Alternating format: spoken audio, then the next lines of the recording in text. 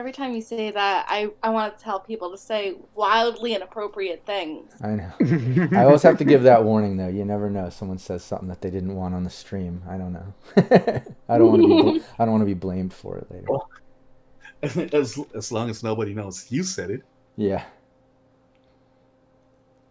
The problem with us is we all have distinct voices. You know, we're all different. No, we're all the same. Yeah. No one can tell it's me. You're right. Yeah. I've been trying to practice my pixie accent, but it's not working. Yeah.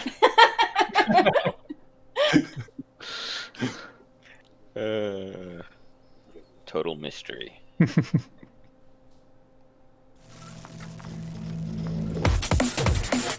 Cyberpunk Uncensored.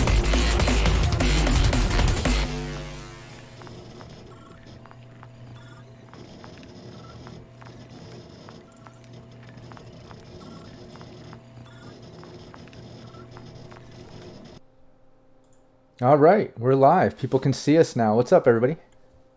Hey. Yeah, Hi. I'm doing good. Nice. Yeah, before we get started, anybody that happens to be tuning in right at the start of our live stream, including our own players and everybody else that's watching, make sure you go on to Facebook, Twitter, anywhere else. Give the Twitch channel a share. Let everybody know that we're live. Be great to have everybody tune in and check out all the gameplay. But yeah, let's get into this. Last session, and I know we were missing David Noire, but he did hop in. He was in chat. We just didn't visually have him for the stream, but at least you were contributing and kind of running your character, so we were able to continue as a team. But ultimately, yeah, you guys were invited to a really big night market that actually had a midnight market going on, and it was through Gato's mentor, Ava, and through that you kind of owed a little bit of a favor, but got invited and introduced to David Ling Po, who's pretty much controlling Little China, and he's, big time exec, but he's, runs a division of the Triad and just controls everything over there. He's a big crime boss style guy. But you got introduced. He asked you to kind of ruin the, the Chinese New Year's celebration. Petrochem is doing some partnership with Little China, the district, and he didn't want any of that to go down.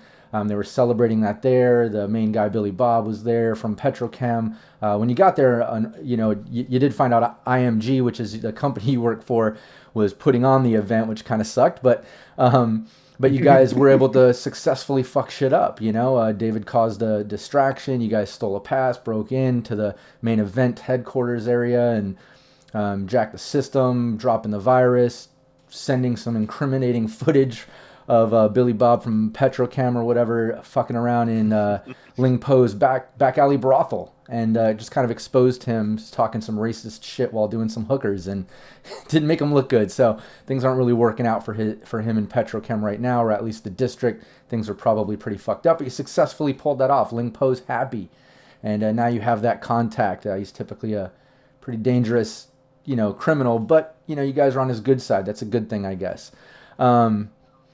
Aside from that, you guys went home. I know, let's say that night you went to bed. There's just a couple things I want to wrap and do and get into. But I do know that you guys, you wanted to, try to schedule the Ripper Doc thing from all the great cybernetic. Oh, did we lose somebody? Oh. Yeah, David. Oh, okay. He's back.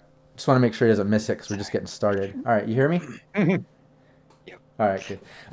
So yeah, when before we get started, I just wanted to say, I am aware that you guys got a bunch of stuff from the Ripper Doc, or from the night market. You want to hit up the Ripper Doc. It's all included in the price. So you just need to schedule that, and we can work that out.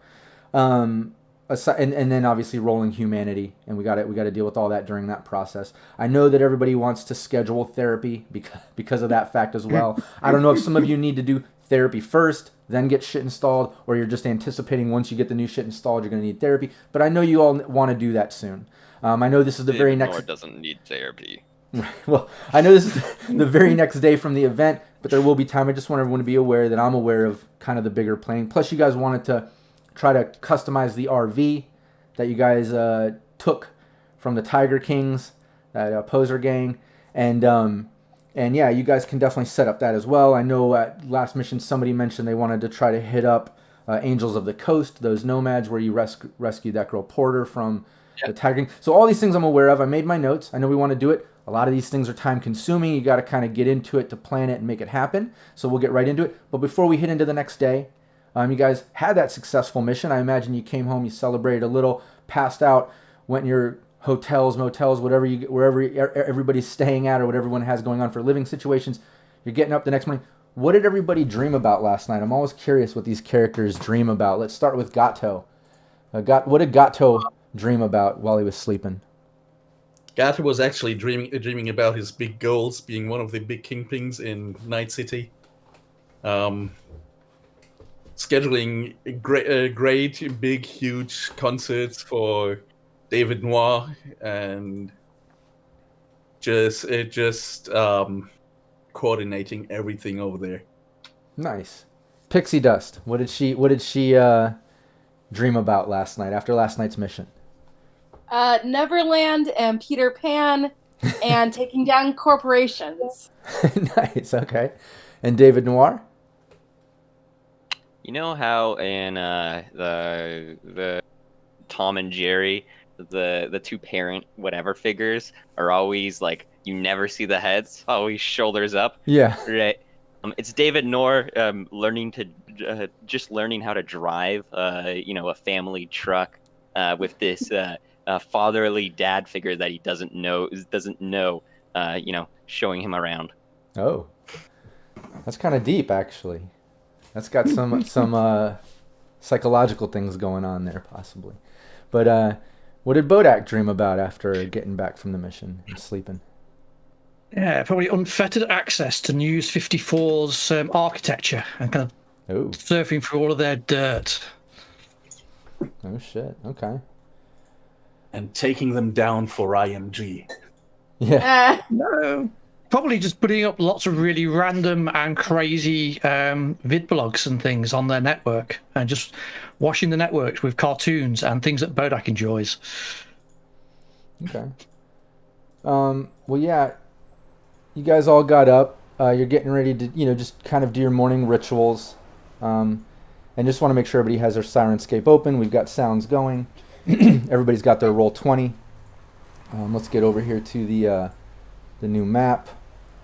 Which we've got the new Night City. I take off the gloves and I roll up the sleeves, show off the cyber arms. Right, grab that green shake of protein and whatever other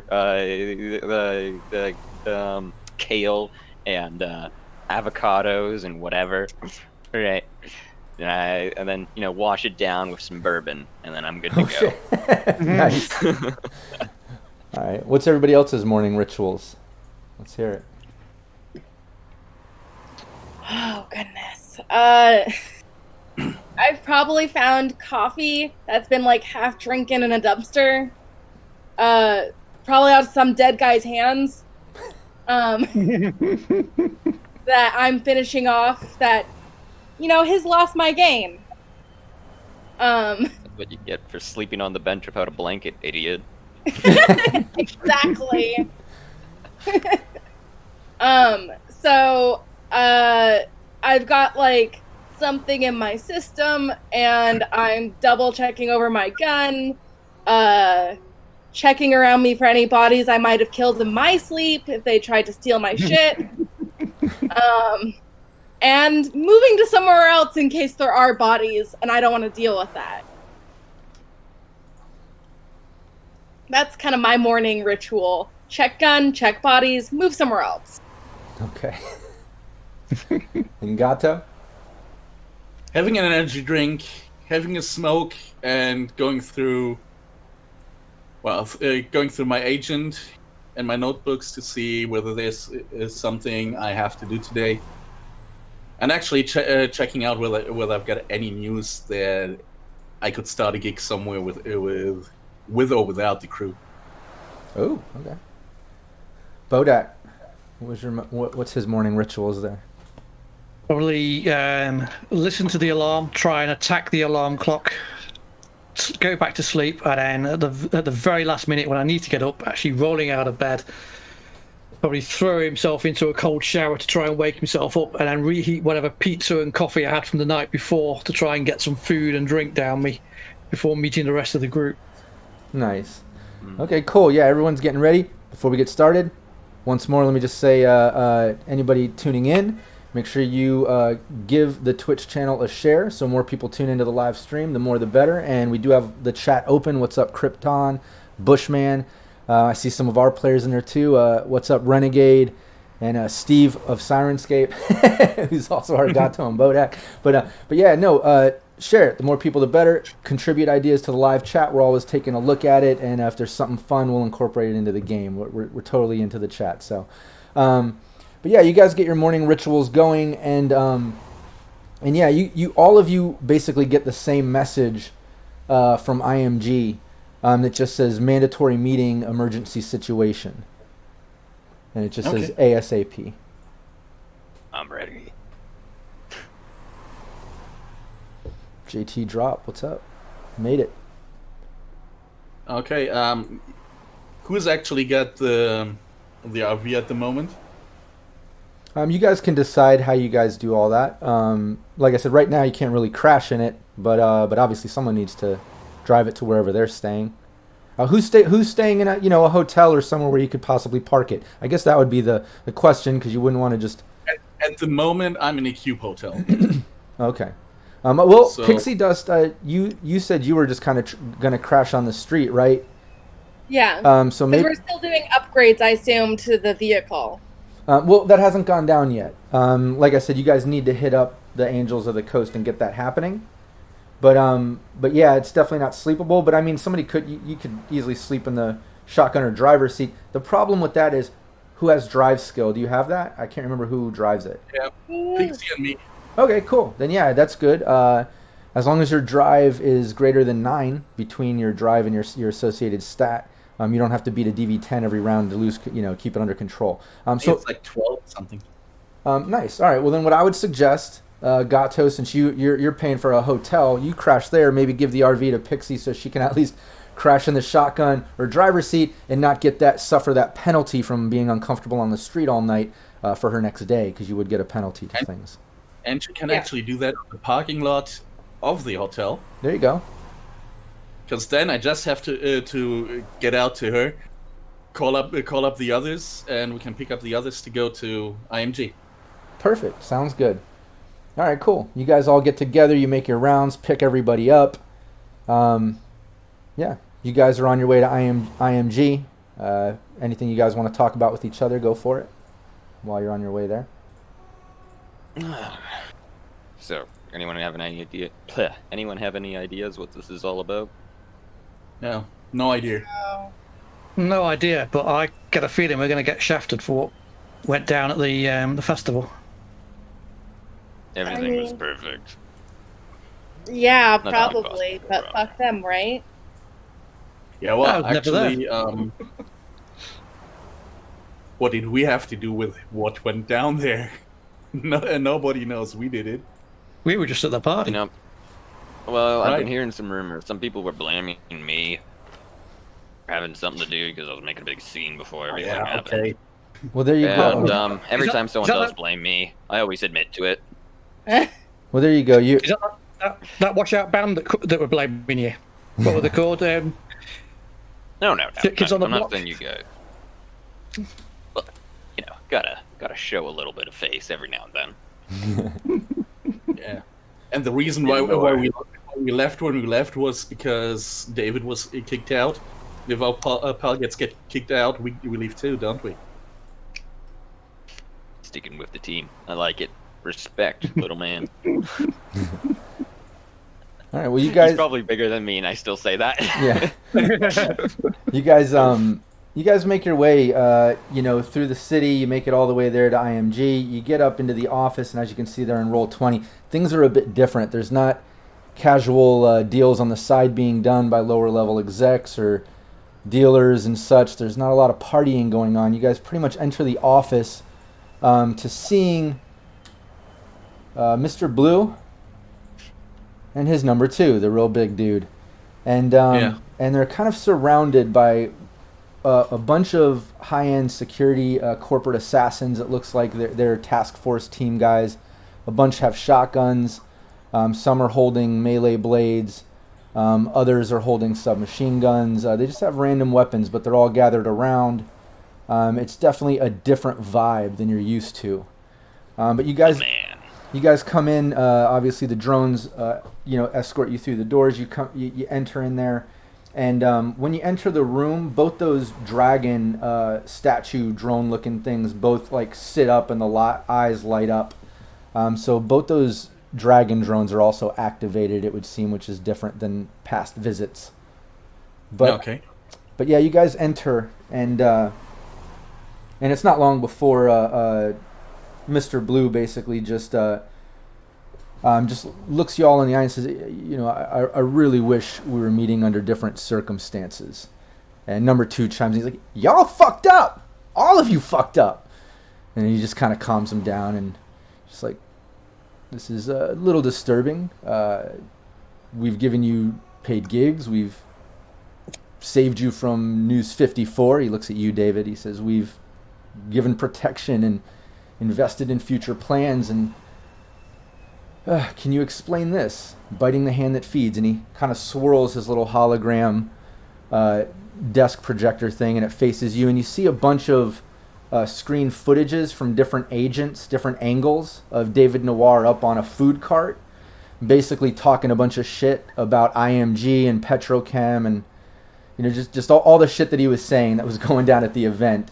And it's all playing, and then he swivels it back, and he's just looking at you, David. I don't remember signing anything that says I can't say the truth. Well, that's very disturbing. And then he starts going through some papers. Then he kind of like tosses a paper down onto the desk, and it's a contract. And it's basically the contract that you signed coming on as the artist, and it has a clause in there, and it's all circled. And it explicitly explains how you can't bite the hand that feeds, you can't talk shit. It's all about publicity, and that's why you're hired. You're kind of like a facet face of the company, and you're not supposed to do that. But he points at it and he says, but that's not all that's disturbing here. And he reaches in and he grabs what looks like some type of plexi sheet or plastic sheet, and he kind of like tosses it down in Bodach's direction. Bodach, when you take a look, you recognize it right away as like a system diagnostic sheet. And it's the system from the event. And you can see your credentials there all highlighted. They broke your cloak. Someone did. Yeah. And he points at that and he says, and it would appear that you're the reason that the event went to shit. And our whole marketing plan went to shit, and the deal between Little China and Petrochem went to shit. So should have hired a better rocker boy. Can you all explain this?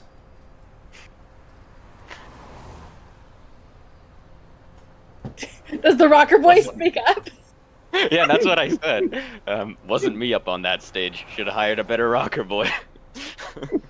Number 2 chimes in. He's like, you guys are walking on some thin ice here. You are fucking up bad. And you see some of the guards and stuff kind of adjust their weapons and kind of take a step forward. And Mr. Blue just kind of holds up his hand. They all stop, and he says, here's what we're going to do. I'm not trying to make a scene, but as of now, you all are terminated. And you should be happy that only your jobs are terminated. Leave now, and just hope that we never cross paths again. Avoid our events and anything that we have going on. That's what I would suggest at the moment. And at that point, both those kind of dragon drones kind of like sit up on back legs. And the door behind you opens, and both those drone, like kind of drone secretary escort looking things that usually come in and out, they're both on the other side of the door right there, but in their arms are now replaced with some types of blades. But they're there as well, and they kind of gesture like this down the hall to leave. Ain't the first time I've been terminated. This is not why they call me the Terminator, though. All right, squad, let's roll. I turn and I like kind of flourish my coat as I walk out the door. Nice. Crop dust them on the way out. So yeah. Bodach never sold out to this corporation, only works for them freelance anyway. So literally, as soon as you said you're terminated, Bodach's just going to turn around and start walking back out the room. Nice. Hell yeah. How suspicious. Fucking corporations, am I right? I would like to roll insight, which is like possibly the worst skill for me to try to roll. Sure. Because I don't trust that they're just gonna let us go. Yeah, go for it. You can do what was that? Oh, that's a 4. 4 plus my empathy is currently a 0. Oh, well, you didn't. It can't be 0. You didn't install all that stuff yet. Okay, that wasn't last night technically. It's technically a 4 then. Yeah, because So a total of 8. Oh, okay, cool. Yeah, because keep in mind everything that you guys got at the night market, you purchased, and then you have to call and schedule for free at the Ripper Dock. But you never got a chance the next day because at that same market, Ling Po hired you for the next day to go do that shit, which you guys got up, prepared for, and went and did. Yeah, you probably even had like a Ripper Dock set up today and had to tell them that you're the. Yeah, no matter what, you have the contact to the Ripper Dock. You can always call, schedule, or do whatever you need to do there. But your empathy is not 0 yet. And when you do that, like I said, I suggest you also, at the same time, you schedule that therapy and get that right the fuck away. Because, you know, if we even do a session at 0, there's going to be repercussions, you know? There's going to be a C-SWAT after you and all kinds of shit might go down. Who knows? Yeah. Well, actually, it's not who knows. I know. I ain't afraid. Yeah. But yeah. But yeah, none of that's installed yet, so don't stress it. But either way, that roll is not good enough. You're not really getting a read on stuff, but you can give me a human perception if you want. Oh god. Yeah, and Gato, you can give me that too since you're still in the room. Yeah.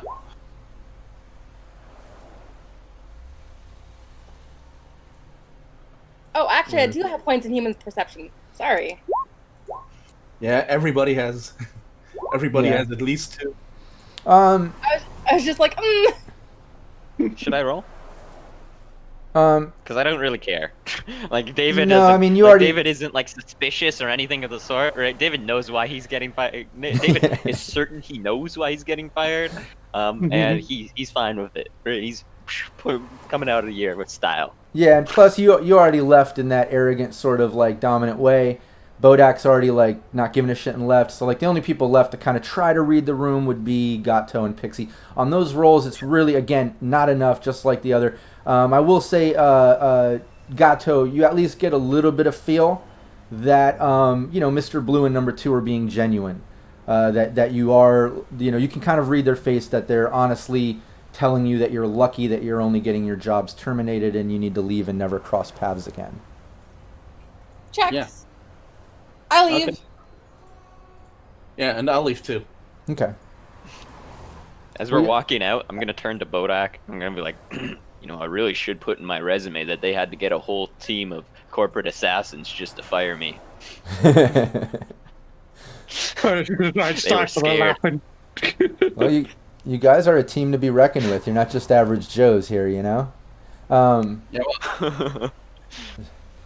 But yeah, especially right. especially David Noire, even outnumbered, he's hard to intimidate because he's got to live up to the persona, So, but yeah, you guys leave. You leave the building. Everything's fine. You make it out. You're out into the city street. You've got the RV there. Apparently now you have your day about you. So what do you guys want to do? get some we're a spray good paint team. to change the paint that the Borg Street Joy Boys gave us. Yeah. Oh yeah, I forgot in the last mission the Borg Street Boys or Backstreet Borgs, that kind of boyish band or wannabe cyber boy band who hates David Noire, got into that little tiff. Whatever, they graffitied the side of your RV with their band tag or whatever. So what did you want to do, Gato?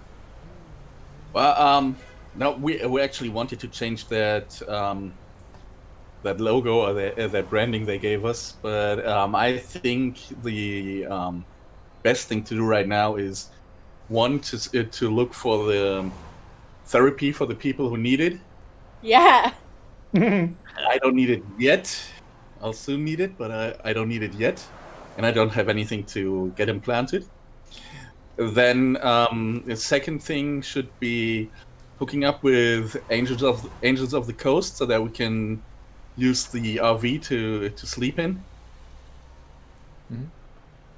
And And David Noire didn't need therapy when he was in high school, and he doesn't need it now. and at the same time, while I'll do that, the people who got their new cyberware can deal with the Ripper dogs to get those installed. Okay. All right, wait. Let's have a group hustle. Let's have a group huddle. All right, everyone. All right, I'm waiting for everyone to come out the front doors. All right, gather them all up. Yeah. Okay. We'll say you guys We've are in got the our RV. own individual things to do. Right. But let's not let IMG get the best of us. Right. We don't need some corporate. Dogs to keep us this band together. Right. I say we do a little bit of freelancing on the side. Right. Maybe we even throw a little bit of shade these guys' way, and we make something happen. Right. To be honest, we're a good team. To be honest, I think this might be the best thing that happened to us. For me, I can do my thing now without thinking about IMG or about what IMG wants, and all the rest of us are free for that now too. We've been working well together, so let's just stick together and just go on. And if we got a chance to do something against IMG, we need a base. I want a base. I always was free of IG, but this is just one employer down. Plenty more out there. Hey, but, you guys think keeping the band together? I agree. Yeah. Yeah. You guys think the Backstreet Borgs? Do you think they got a base? One that we could conveniently take over? Probably. Might be. I don't know. I don't know. Well, when we're going on our when we're going around town doing a few errands, let's ask around. Where are they under contract? Or where do they normally stay?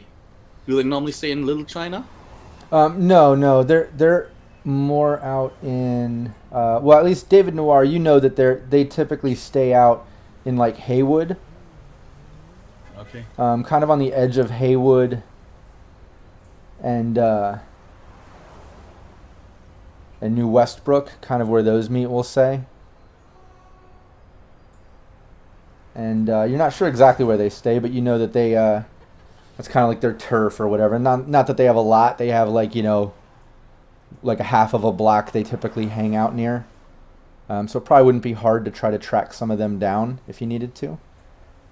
Aside from doing a little bit of research on that and David Noire kind of knowing that, you're able to call the place for therapy that you typically go to. A lot of other places that you looked up were booked. This place is actually open all week. They have availabilities for the mornings. Obviously, you would need to lock in an entire week. So they can schedule you as early as tomorrow morning if you want, and then you just have to be there for an entire week, going through it. I'm down. Okay, cool. And then just, you got to have the funds for it, depending on which level you want to get the therapy. And you don't have a med tech, so you got to pay the full... Yeah. Yeah, just so you know. I'm getting intensive therapy. Okay, cool. Yeah, do that, and then I'll just say, just to save time, and just so you know, let's say you hit up the Ripper dock that you have the hookup through from the night market where you get the free installs. It's a Dock Z, this Ripper dock that works out of South Night City, and yeah, they're pretty much nonstop. When you give them a call, Trace. The girl at the desk, she's just like, oh, we've been nonstop busy because of all this shit and the night markets and just everybody coming in with all kinds of cyberware off the streets. And like, yeah, I can get you in. Maybe a little bit later in this week. It'd have to be in the evenings though. So just hit us up later in the week and we'll get you in. Check. But if you're doing therapy, you're gonna have to wait a whole week anyways. So you'll probably have to postpone that. Can I actually haggle for them for the price of the therapy, or is that not possible? Yeah, you could try to do that. Yeah, I'll allow that. Okay. Yeah, when that shit goes down and you go. We'll do that now, or we'll do that as soon as they had the therapy. Yeah, you do that when you're actually at therapy. You'd have to haggle with the billing department or whoever and try to work something out.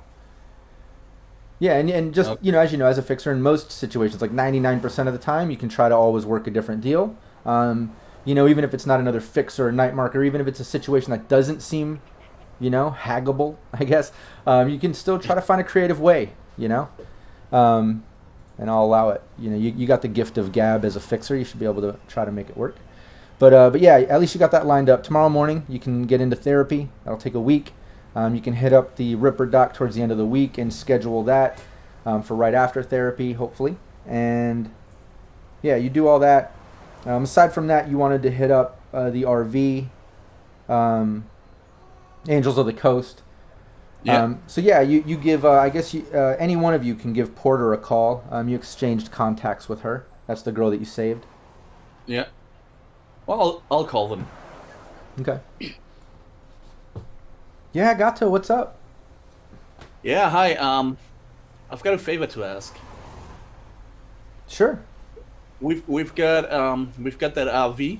You remember? Oh, okay. Yeah, those assholes is RV. Yeah. Yeah. And we'd like to change it, to upgrade it a bit, so that we can actually use it. Oh, well, that's our specialty. Yeah. It would be really cool if you could give us a hand. Okay. Yeah. When could we meet up for that? You in town now? We're going to be in town at least until tonight, or tomorrow morning. And then we're heading up the coast. We got to pick up, but I could possibly help you out today. Where are you at? We're still at. Where's that? Where are the offices? I can't remember exactly. Oh no, they're in New Westbrook. IMG, kind of that area. They're right next to News 54. We're still in New Westbrook, but we could actually meet somewhere wherever you want to. Okay. I know that there's that joint where many nomads meet. Jesse James Bar or something. Why don't you bring it to us, because then we can just pull it in our warehouse that we're using today. Just meet us. I'm going to send you the info right now, and just meet us over here. Okay. All right. She hangs up. You get an address sent to you, and it's some docks pretty much off of South Night City, through the combat zone. But there's some docks over there. That must be where the Angels of the Coast are working out of today. Okay. So I tell the others. Guess I get Pixie's driving, or should I be driving? I'm fine either way. I have no idea how to drive. Yeah, as long as I'm not driving. Yeah. Well then. They should pick it up someday. Then I'll just drive, Okay. and I'll get us there. Yeah, you do that. You get through the city, normal day. Weather's pretty normal today, just a nice red haze in the sky as always, but at least there's no blood rain or any crazy shit going on. But you make your way through the city, normal traffic, get all the way through South Night City, very combat zone-esque. Lots of chaos going on in the city and shit, typically in this area. And then normal life shit as well. But you make your way through, get out to the docks. The address, you kind of pull up. There's a bunch of private docks in this area, as you would expect from, docks in any combat zone. But as you're pulling up, you see a bunch of people kind of gathered up. The address kind of goes to this warehouse that's right on the edge of a shipping zone, which is attached to a dock. You can see some type of cargo ship there. And then in that crowd, you can see Porter standing there. But you guys can pretty much pull up to that. And Park, what's up? I assume our fixer is going to take the first step in this since he's the charismatic one. I clear my throat as I slouch and begin tuning my guitar. Ah. Or sorry, my bad. I don't want to use a guitar on my character. My bad. That's wrong. Too much 2020. I just clear my throat. I'm like, yeah, Fixer could go ahead. Yeah. Let him have this. I'll let him have this one. We're meeting up with nomads. I was expecting to start playing some dueling banjos or something. Let me tell you, if a battle of the bands happened, I wouldn't lose. That's how most nomad politics are decided. Right. They either have a speaker or they just duel each other with instruments. I mean, you can't lose if the other team's dead, right? That's usually how it ends. So then, Pixie should take point or what? No, she has no idea how to use an instrument. You can't. The only person who loses if you just shoot everyone and you don't even bother trying I is beg yourself. to differ. I can use a guitar to smash a guy's head in. I think really hard on this, as our fixer should go in there. Well, yeah, you can do that. They're pretty much. You see, they're pretty much gathering up to this cargo ship, and looks like they're loading on like bags and some types of supplies and things onto this ship. But you see Porter standing there talking to somebody. Yeah, I'll go over there. I'll go over there and greet them. Yeah, when you walk up, she sees you and recognizes you instantly. She's just like, "Gato, what's up?" Gives you a hug. Yeah. And I'll then, get back. Wow. yeah, and she introduces you. She says, "Yeah, this is my buddy Trip." And he's like, "This guy, him and his team, they're the ones that got me out of those assholes' place that drugged me and shit. Totally saved my life." And the guy shakes her hand and says, "All right, I'll let you guys get to whatever you're doing." And he goes back to work. Is that the guy I called up? Is No. that the guy I called up to tell? Okay. No. But yeah, she's like, so what's up? What do you guys need to do? I see. Yeah, that's the piece of shit you stole from them, huh? Yeah, right. I got a new paint job on it. I see. Yeah, it does. It does. Well, actually, we want to upgrade it. We want to get out all the stuff that's inside for the drug making, drug cooking, and instead have it upgraded so that we can use it as a mobile base and sleep in there. Oh, okay. Because right now it's not possible at all. Okay. Yeah. Let me. Can I take a look at it? You want to open it up? Yeah. Yeah. She goes up in it and starts like walking through and checking everything out. Everybody else just hanging out in the RV, or did everybody else get out with Gato? I'm playing Axel F in there on the keyboard. All right. Yeah, I'll probably go out. I'm probably outside, just kind of hanging out. Okay. Yeah, when she sees everybody, she makes a definite note to stop at each one of you and say hi and give you a hug. You can tell that she's still appreciative of, saving her life and shit. But she gets on to the... End up. All right, stop her from hugging and then just give her a nod. Just like people give hugs still? Yeah. Bodach's probably got like his arms at his side and the completely rigid shoulders. Yeah, she's like, "I can't thank you enough. I mean, I really thought I was fucked. You completely saved my life." But yeah, she continues on. She checks out the RV. She makes all her notes and looks at it and steps back out. And she's like, she looks to you, Gato. She's like, "Yeah, I think we can definitely get some bunks in there that can drop down. I might be able to set up some type of like workstation if you need it. I see there's a system in there. I can probably pull that out and put that in a better location in there. It just kind of looks like it was moved or jimmy rigged or something.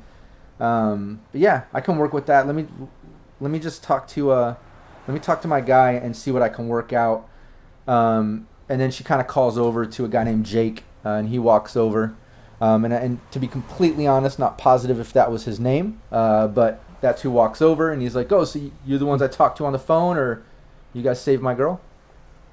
Yeah, sure. That was us. All right, awesome. I was the guy you were talking on the phone.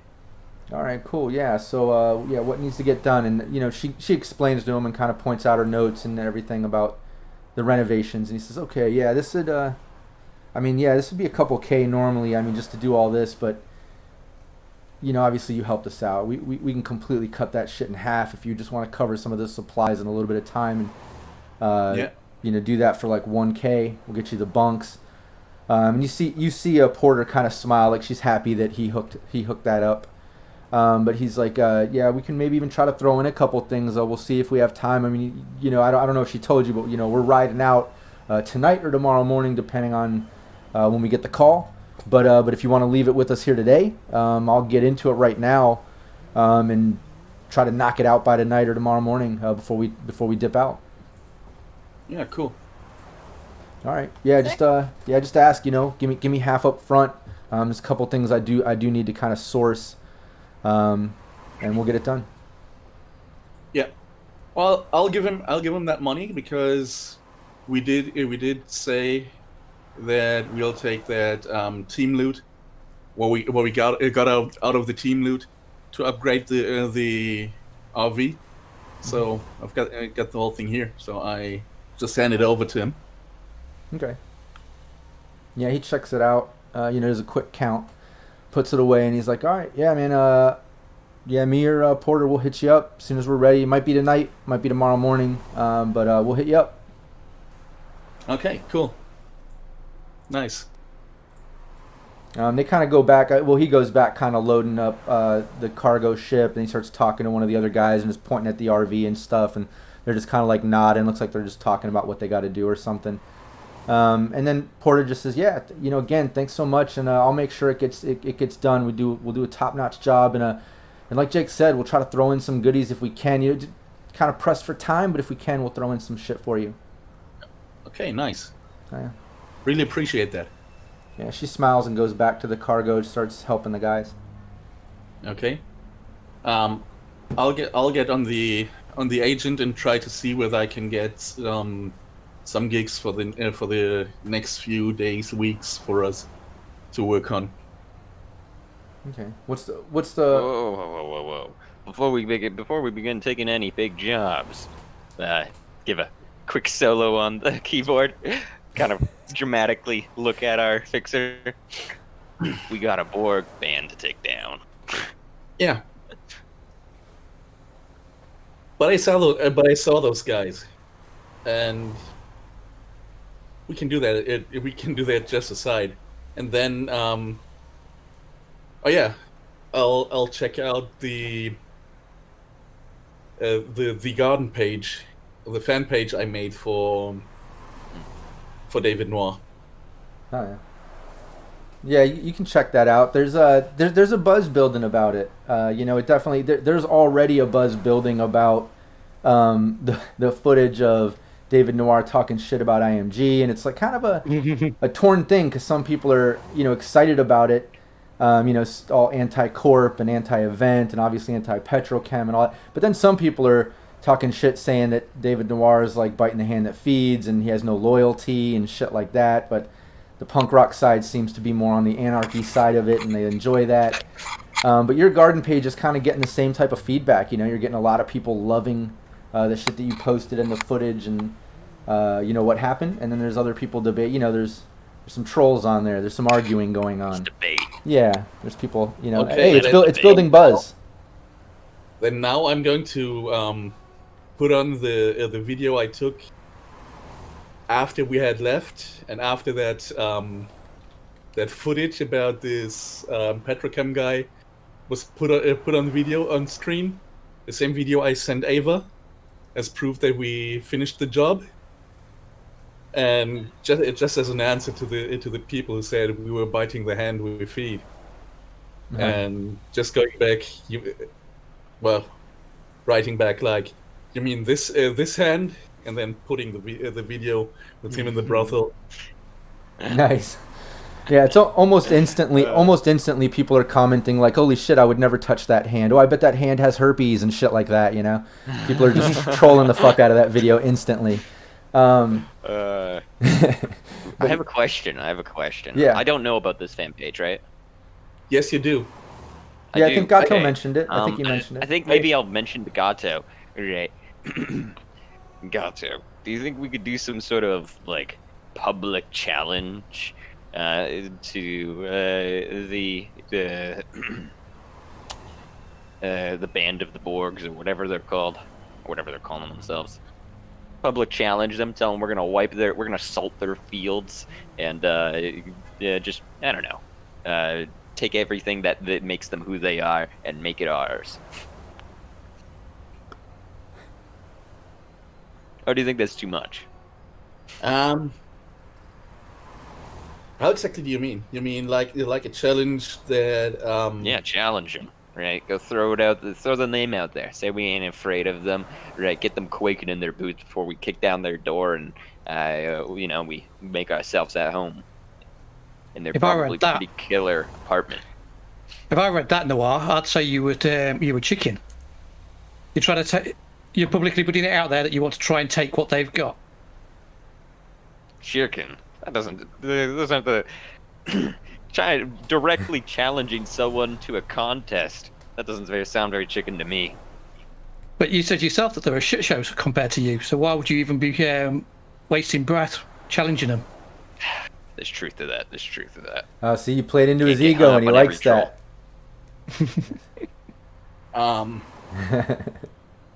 They'll pay, but they'll pay silently in the background. I do have an idea. I just don't know whether it's going to work out. But I find the footage I need, because it would be fun if we would find footage about when they walked up to you and how they turned around after Ran off. Yeah, it just ran off. Just because one of us said a couple of words. We do not even need the words. We just need them to get there and back down again. We just need to have footage about that. So I'll check the garden whether some people put video footage of this. That was New Year, right? Chinese New Year. What they were celebrating? Do you have like library search or any Let's any show the other whole skill world you want to that suggest for that? I do. Nice. I do have library search. I think that's the only thing that fits. Yeah. Oh wow, killing it. I'll take. Yeah, I would say that's a success. Yeah, you find more than one angle of that incident, and you can see where they stepped up and you stepped in and they backed down, and with that role, you can tell me, any other footage or angles or things of what went down. You can have it because that's an amazing role. You got it. Okay, I just want to have. Well, I'll take different angles, like from behind them, from behind us, from each side. How they were moving up, starting to speak. We do not even need anything. We do not even need to hear what they said. Just to see how they ran off. Well, how the expression changed. How they came there like, hey, yeah, we're more than you. We'll beat you up now. And how the expression changed as soon as they saw that he was not alone. That there were actually two people standing there, because we were only two. The others were already on the other side of the building. Oh yeah. And ran off. And I actually tried to download those videos, if that's possible. Yep. And then tried to put them together like a GIF or something. Mm-hmm. Yeah, you totally do it.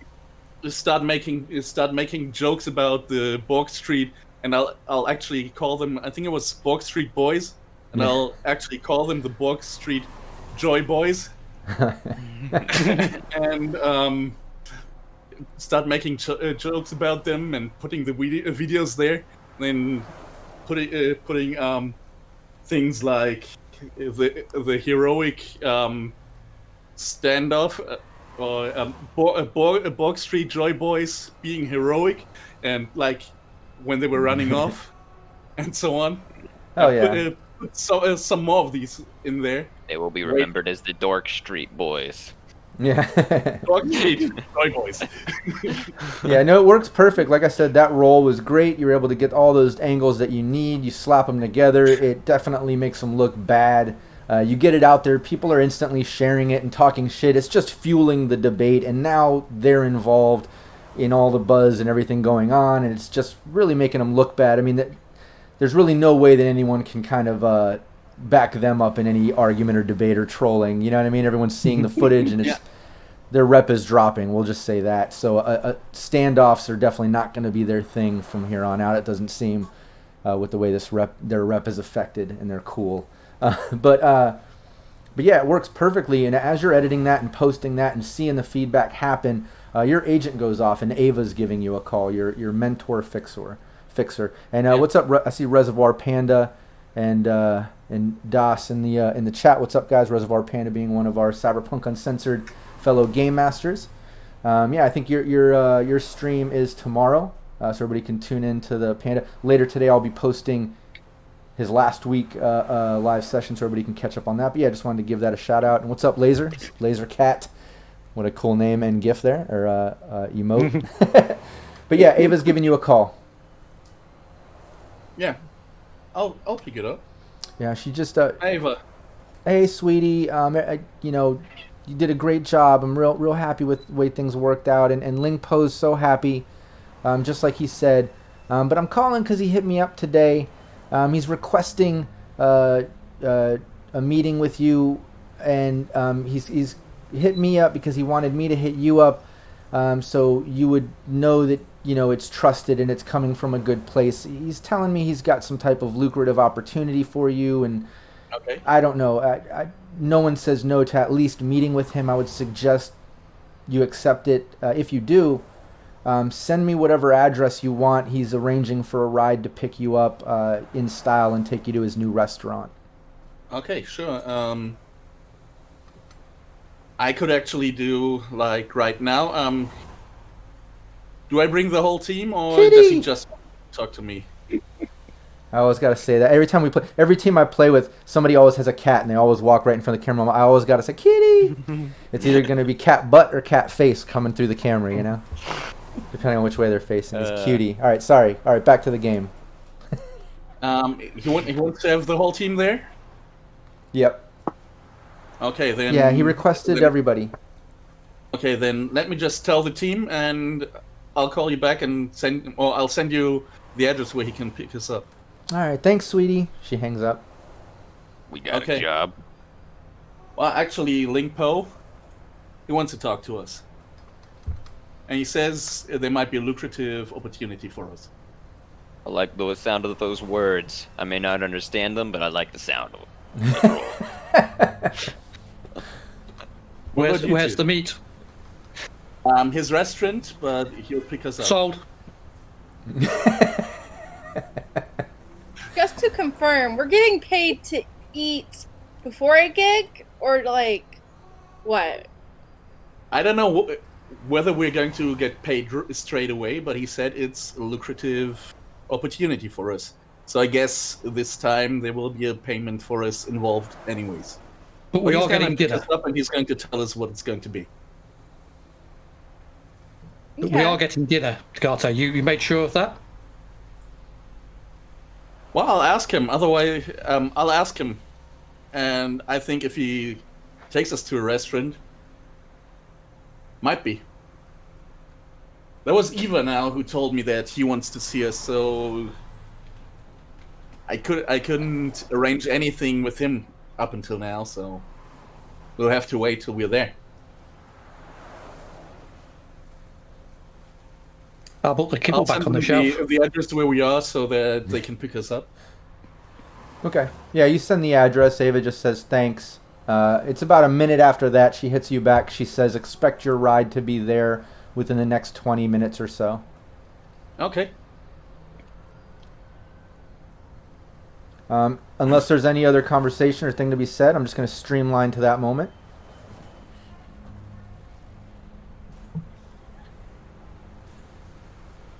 Okay. I'll take it. There's nothing to be said. Yeah. Yeah, we're peeling on through. Yeah, no problem. Yeah, you guys are just kind of hanging out. I guess you guys are technically still out by the docks, hanging out. You guys never got a cab or whatever. You guys just been chatting kind of out on the street near there while they're working on your RV and stuff. But yeah, as you're chilling, like I said, about 20 minutes or so later, this pimped out sort of limo pulls up. You can see it there in roll 20. Yeah. And Yep. yeah, it pulls up, and this guy basically gets out, and he just looks at all you. He's got like bleach white dreadlocks. He's a younger guy. He has kind of a big scar across his face, but just bleach white dreadlocks, wearing kind of like tight leathers and stuff. But they're like nice, like kind of, I don't know, he's like a cross between like Booster Gang looking, but like, I don't know, fashionable or something. It's a little odd, but he gets out, looks at all of you, and he's like, hey, Ling Po, favorite driver, come on, let's go. Fastest limo around, let's go, come on. He opens the door. Okay. Let's go. I like the sound of that. All right, yeah, you guys basically all get in the limo. As you're getting in, he kind of like stops, and he like stops David, and he goes, "Oh, you David Noire, you the one, you rock boy, right? I get picture." And he kind of like pulls out an agent and starts like getting pictures with you. I don't do pictures. I take a pose. He's like, "Oh, I have all albums. I have all music of you. I like it a lot." He hops in. Mm-hmm. Don't listen to what anyone else tells you. I invented rock. I sit in the limo. Cool.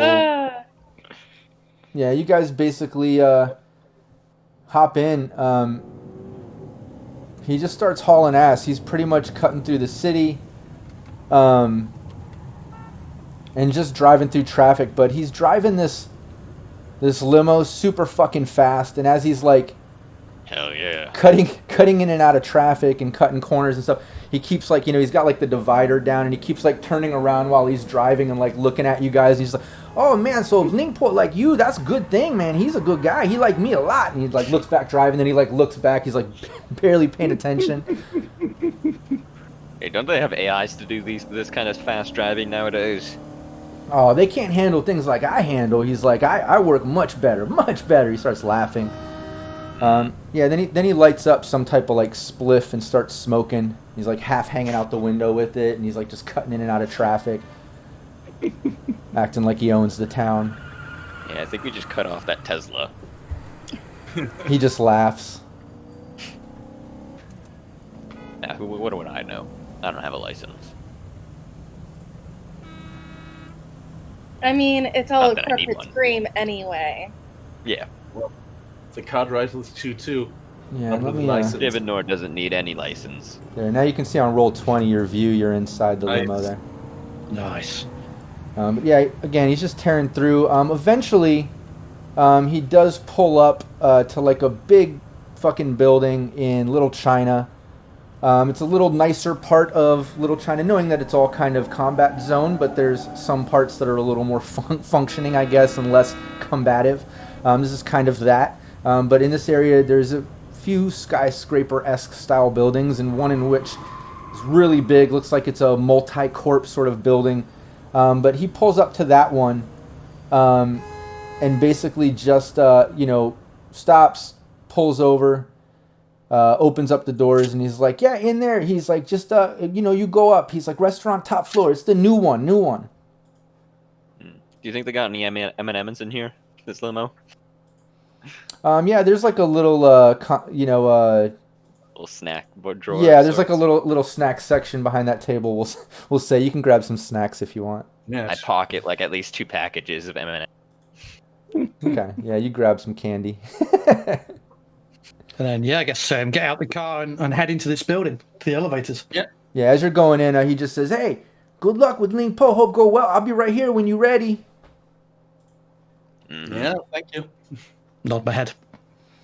All right, yeah, you guys make your way into this huge building. You can see there's a big lobby. It's busy with a bunch of multi-corps and stuff, but you make your way up the elevators. You can see basically where he told you to go, which is the top floor. There's kind of like a penthouse sort of level with all these corporate suites, and then there's like a private elevator that goes up further onto the roof that hosts this elaborate restaurant. And here, let me get this going. You guys basically get into When the door opens out onto this, Bodach's just going to allow a low whistle. What's that? I didn't hear that. When the elevator opens up onto this restaurant, Bodach's probably just going to let out a low whistle. I don't let it phase me. I cut through the room like a knife. I lean just over- swagger straight forward, leading the path, leading the way like the vanguard I lean for over the to the team. nearest person and whisper, "Are we even legally allowed to be here?" David Noire doesn't need to follow the law. So yeah, when you guys get up to the top there, you get up to the top. It opens up. It's in this empty restaurant. That's the first thing you notice. This private elevator opens up to this empty rooftop sort of multi-corp tower restaurant that seems to be capsulated in an aquarium. with elaborate decorations. As you see, there's fish and such kind of going by what would normally be windows looking out over the city. And you can hear the kind of like the water theme of this restaurant going on. When you go in there, there's another sort of young man, similar to the one that was the driver. This one wearing kind of like a suit, much more clean-cut, slick-back hair. But he steps up and he says, "Hello, I'm Cater. If you would just wait at the bar, Mr. Ling Po will be here soon." Okay. So yeah, you guys can sit at the bar. Again, it's empty. And Cater just kind of like leaves the room, taking the elevator down or such. I sit down, put an elbow on the bar, turn back to the, like lean into the bar and turn back towards the party. So, what do you think our guys got to say? Probably something big, eh? I hope it is. I hope it's messy. Concert. I just look at you. What? I do my job well. My job is done better when things are messy. I think you need a shower. You're not wrong. Yeah. It's not me that needs to look nice. Besides, I'm a solo. People expect solos to be dirty. Right? You do you. Yeah, it's about then the private elevator opens up, and you see a couple kind of gangster-looking guys with some bulk coming from their jackets step out of the elevator. Then you see Ling Po step behind them, a couple more guys, and then like a smaller guy that looks like he's got some type of cyber deck and some other notebook thing, and they all just kind of get out of the elevator. Ling Po notices you all sitting at the bar. The group walks over to you. Ling Po says, "Oh, thank you so much for meeting with me. Let's step over to here." And he starts walking past the main restaurant area. Are you all following him? Okay. Yeah, follow. Oh, well, I'm following him. Okay. Yep. Well, you guys follow him basically past the bar and everywhere. You can see they're on roll 20. He takes you to this kind of like private room that's back behind the bar and through the kitchen. One thing you do notice, if you want, everybody give me a perception. Let's see how much more I can see what you guys all see. Everybody give me perception as far as cutting through this.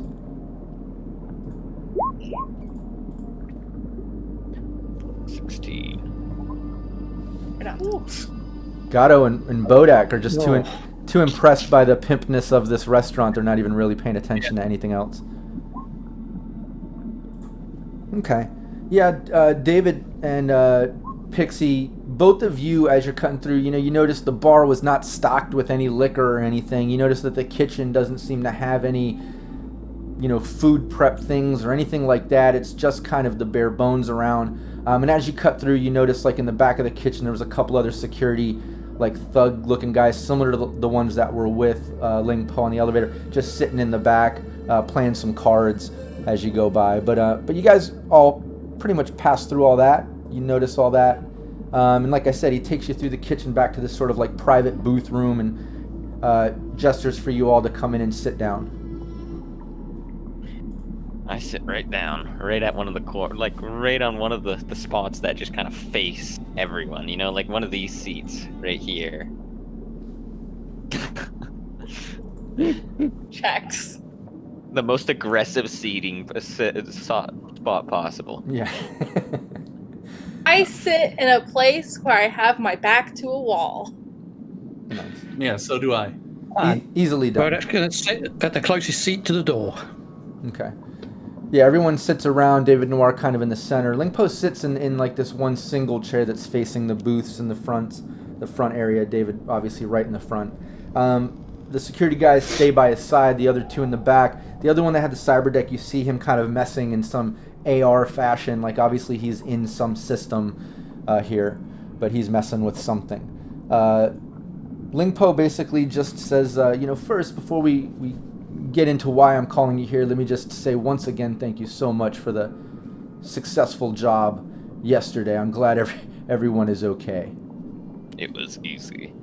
It was a pleasure. I'm glad to hear. That brings me to today.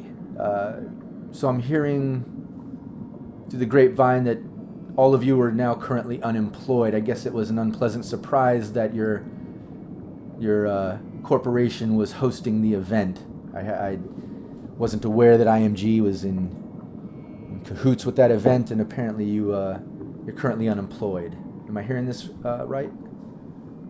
I shrug and say, employers come, they go. It's the life of the streets, isn't it? I don't like the word unemployed. I prefer the word our own. We're now our own bosses. Contractors. I can respect that. Yes. I can respect that. I'm very familiar. Well, that's why I'm bringing you here. I basically have a lucrative offer, and I'd like to kind of go over it with you and see if it interests you. As you know, I deal in some importing and exporting, and some of the things I do I like to keep under wraps and not really have in the public. And some of those things could definitely use some help along the way. And it seems like your team is more than capable and talented to possibly help me with some of these things. And seeing that you're currently unemployed and you have David here, I think there could be a great fit, and allow me to explain. I basically have a series of locations across this country. Some could lead to some overseas situations, but that's neither here nor there. We'll get there if that happens. But I've got these locations planned out, and I need some, well, we'll just say some importing and exporting done. And I think a good front and a way to make this happen could be maybe possibly putting David on tour. I'd be more than happy to front an advancement if you agree on this partnership. You as a group obviously would be handling the import-export sort of situations that I might have from city to city, and, you know, handle some things along the way. But face value, it'll be a tour for David Noire. It'll be a great opportunity to market yourself as the rocker boy you need to become, and I'm absolutely behind it, as long as, you know, the first job is handled. I look to the party. I don't know about all of you guys, but I can hear the fans screaming already. I am not surprised by his reaction in the slightest. And I say, job's a job. He looks towards Gato and Bodach. I'm in. I'll kind of look at Pixie, like Pixie said. Okay, this is great. He kind of snaps his fingers. The assistant-looking guy that's on kind of the cyber AR, he kind of like hands the package off the clipboard over to Ling Po. He looks at it, he tosses it down. He says, look, there's 5K just as an advancement. He's like, feel free to use that as you will in preparation. I'll have the tour itinerary and the first job kind of possibly ready to go in the next 2 to 3 weeks. You will be on call. I have your contact through Ava. And yeah, we'll take it from there. The first thing I'll need you to do is stop by my photographer. She goes by Zing. Do a little promo shoot with David so I can get the proper marketing materials started. And that's it. Just go handle that today. Go get the photo shoot. Have the next 2 to 3 weeks for yourselves. And then we'll start the tour. Okay. It's easy as pie.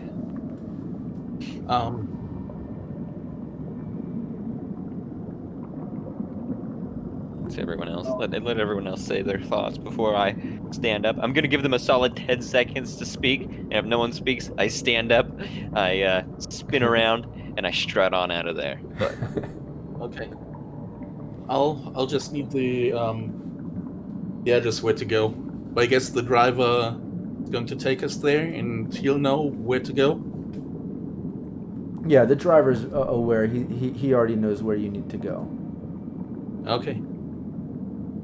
I do exactly as I just described. Yeah, he smiles and again just reiterates the fact he's going to contact you in the next 2 to 3 weeks. You know, just go get the photo shoot done, enjoy the advancement, and thanks again for a successful gig the prior day. I freeze, like 5 steps down. No problem. We'll be in touch. I will continue going. All right, cool. Yeah, you Looking guys. forward to working with you. What was that? Looking forward to working with you, and yeah, leaving too. Yep. Stand, nod, and follow Gato out. No, that sounds good. Yeah, everybody, you're pretty much back out. You're able to kind of get into the vehicle, and again, you've got the driver, that Bayou guy. He's just excited. Hey, everything go good with Ling Po. Let's go. Yeah, you know where we need to go? He's like, I already know. We good to go. Come on, let's go. He already is like hauling ass. Yeah, I'm already in there. Yeah, people are honking. Shit's going crazy. Because he is still driving like a maniac. He's like, yeah, I got to get you on the other side of town pretty quick. We got to get the photo shoot done. Let's go. David, What this are you good. doing driving here in town? Why don't you go do some like street races and stuff? He's like, oh, I used to do that too, but Ling Po, he pays so much better than me street racing. And again, he's like leaning in the back, kind of like talking you through the cut through and barely watching the driving. Yep. Like, I'm like nodding along. Is he plugged in or is he driving manually? yeah. Oh, yeah. I don't know, automatic or manual? What's it doing? Wait, is he plugged in? Oh, no, we'll say or is he manual. driving manually? We'll say manual, but there's no interface plugs. He's old school in it. He's driving. Okay. Yeah. I figured that's what you were getting at. Yeah. Sorry, that was my bad. But yeah, he's just hauling ass and just leaning back, and he's like, so I know it went good. Ling Po say go good. I'm taking you to photo shoot. He's like, but so what's up? What's the plan, David? You're gonna be more famous now. What's up? I'm always more famous. Oh, these are so cringy. Pixie does it, like rolls her eyes and mutters under her breath, ugh, adults. He's like, you gonna bring back some of the old music? I got all your songs. I said I'm a big fan. Are you gonna play some of the old stuff on tour? Nah, I gotta build a whole new album. I'm a man of improv. I'll make it all fresh. Do it all better. Twice as better as before. No more rehashing, other than a few of them. Okay, that's fine. But I'm a big fan, especially the old stuff. And he's kind of like leaning in and smiling. And like right then you hear like a big explosion right when he like leans in and says that, a big explosion, and like kind of like shatters the front window, and his head just fucking explodes, and like blood and bleached dreadlocks and blood and brain trucks just kind of like spray back all over the back seats. All of you guys are just covered because at the time he was like leaning back talking to you all. It just sprays, and the car kind of like rolls and tumbles and wrecks into a car in front of it, and and instantly wrecks, and everybody pretty much has got to suffer the whiplash. The whiplash critical injury. Yeah. So everybody takes a 5 damage to their hit points, and they get a +1 to their any death saves they might have to do. But that pretty much wrecks. Let me bring it up on roll 20. Fuck. There you go. You guys are pretty much at this sort of corner of the city. It was right before he was about to go through. And shout out, I know normally we're sponsored by Lion Banner Games and Frag Maps and Cybertopo. This map, it was one of the free maps from Z Maps. I want to shout him out and give him some props because I really like it. But yeah, this is the corner of the street where shit went down, and his head exploded. Right after the car kind of tumbled, like there was a second explosion where they might have hit the engine block or such, because you see that just like kicking out steam and all kinds of shit as well. But for the sake of it, let me just throw a car. By the way, Rob, we got no vision. Yeah, your map's not come up yet. You don't see it yet? No. No vision. Stream's got vision because you got permissions, but we don't.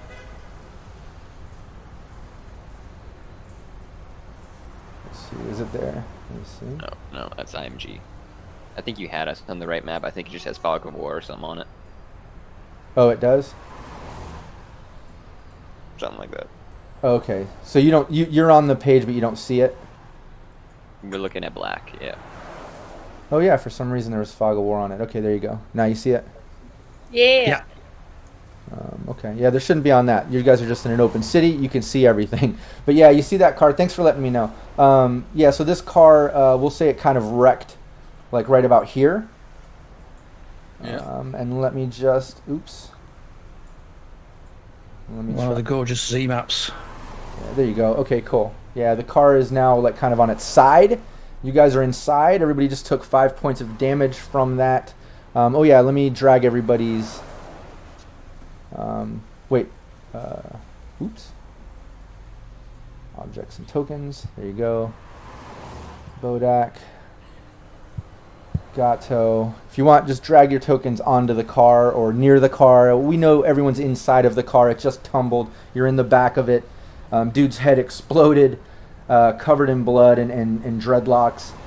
And yeah, everybody got 5 points of damage. Got a little whiplash. It's going to take a paramedic for a quick fix on the skills, which I don't know if any of you have paramedic, but you'd have to spend time doing that if that's what you're doing right now. But yeah, it just tumbled. Why doesn't everybody click on their token and then give me initiative?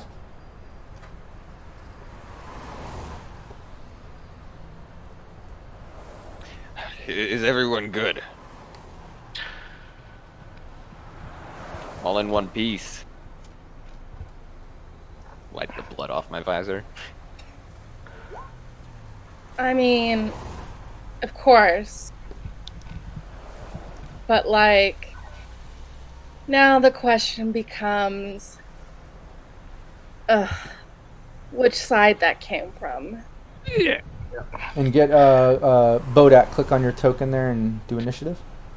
Yeah, I'm just trying to remember where actually my initiative is. Sorry. It should be on the top left of your character sheet. And I made a separate server on Roll20 with the updated character sheet. So sometime when we have the larger gap between sessions, I'll send you guys that. We'll start transferring all the info to the new character sheets and stuff. I didn't want to add it to this one because it would make all your old ones disappear, and then you wouldn't have those stats and stuff. Okay, cool. Yeah, so that just happened, tumbled over. You hear other cars honking and kind of going around. Some of the crowd of people that are walking in the streets and shit kind of like screamed out. Some are taking video and kind of like backing up. But it's just a little moment of chaos as cars whip by. But David, it's you're at the top there. I try and stand up and peer out the. Oh shit! No, there isn't any windows for me to peer out of, eh? Yeah, there's. Try and stand up on the side. There's of the like thing. the side tinted. The side window would now be on the top, so I guess you could kind of. Yeah. Or the front window. I'm gonna look at that front window, right? The two things I'm gonna do. I'm gonna try and push my way up to the front of the car. Right. I'm gonna check on the driver. He's 100% dead, right? Oh yeah. Yeah. He's almost missing his head. It was definitely a high caliber sniper round. Watch out, we have company. And I use my big knuck to punch out the front window. Okay. From my cyber arm. Can I do that? Yeah, no problem. Right. Give me the damage. Just do 7 damage to that window. Okay, cool. Yeah, it shatters. Cracking out. Probably another swift kick. It'll probably just pop right out. Yeah, I'm just gonna spend the rest of my turn pushing that thing off. Yeah, you do that, and as you're doing that, you hear another shot go off like a kind of from a distance. Another bullet kind of hits the side of the vehicle, kind of towards the front. You see like a big round hit the vehicle. Oh, those pricks. Pixie, or Pixie or Gato, if you each want to roll a 1d10 just to see who goes first. Sounds good. I got a 10. Yeah, just go first. Okay, yeah, go for it. Wait, have him roll 2. Watch, he's gonna get a 10 as well. I'm predicting. I'm calling it right now. I want to see it. Come on, at least make the roll. No, never mind. I'm wrong. Not all the predictions can be right. All right, yeah, Pixie, your turn. All that shit just went down.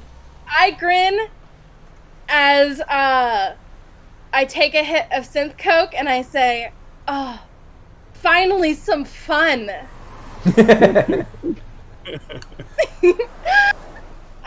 Tanashi desu ne. Oh shit! The synth coke is kicking in. And I pull out my gun. Okay, cool. I think that's the whole of my action. Yeah. Between doing the coke and pulling out a gun and all that, that'd be good. Gato. Yeah, I'll actually pull out my very heavy pistol too. Mm-hmm. And well, from where I am, I'll probably not be able to see anything. So I'll go on my back and I'll try to kick out the window on the top, which is now on the top. Yeah, you can do that. So Give me the damage. The damage.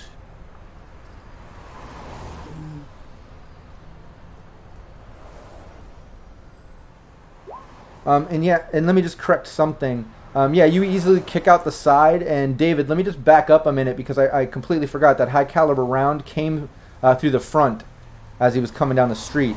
So you easily kick out the front windshield. It wasn't just a matter of cracking all in and then kicking it out next round. It was almost already broken out anyways. You know what I mean?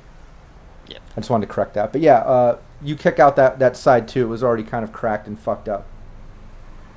Gato.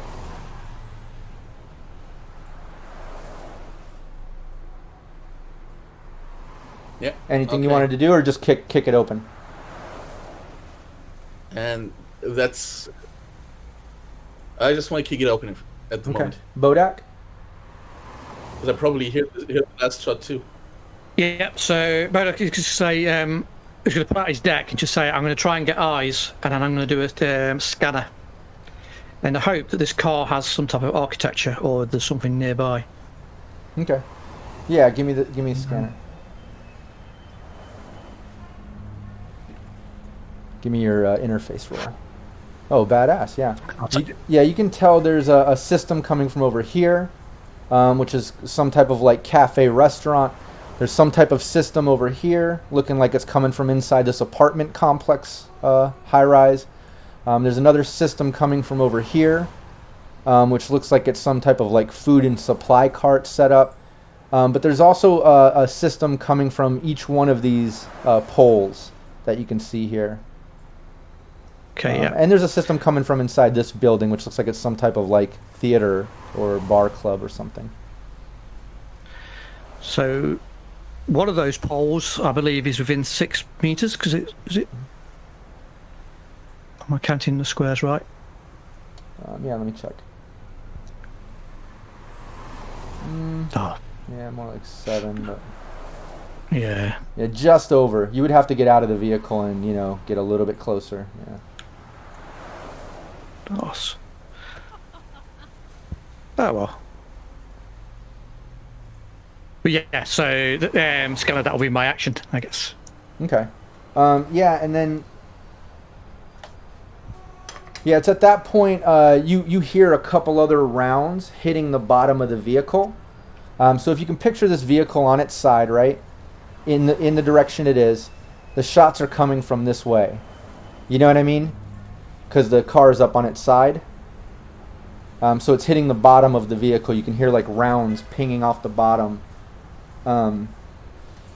Just a couple rounds hit the bottom of the vehicle. But back over to you, David Noire. I storm out the front, push straight through what's left of the window, and jump out the front, and pull my heavy pistol. Okay. When you do that, give me a perception.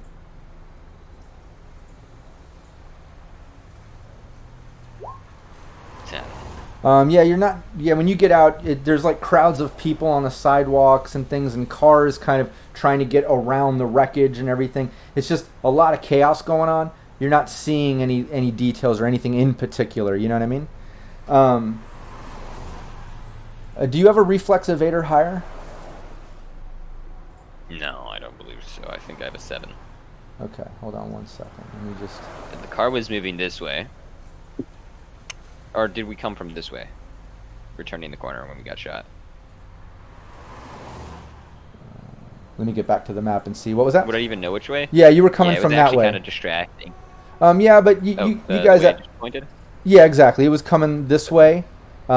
He took the shot probably right about here. Somewhere over here. Right about here, he took the shot. Or you know. And then we drove past. Yeah, and then it kind of screeched and hit a car and rolled and tumbled and stopped right there. Yeah, he took the shot probably right about here. And then it kind of slid, rolled, and tumbled to where it is. But yeah. Gun in hand, I begin to stalk towards this supposed shooter location. Which way are you trying to walk? Right there, right to the action. Okay, back to when he took the shot, where he was? Where you guys were in the vehicle? Yep.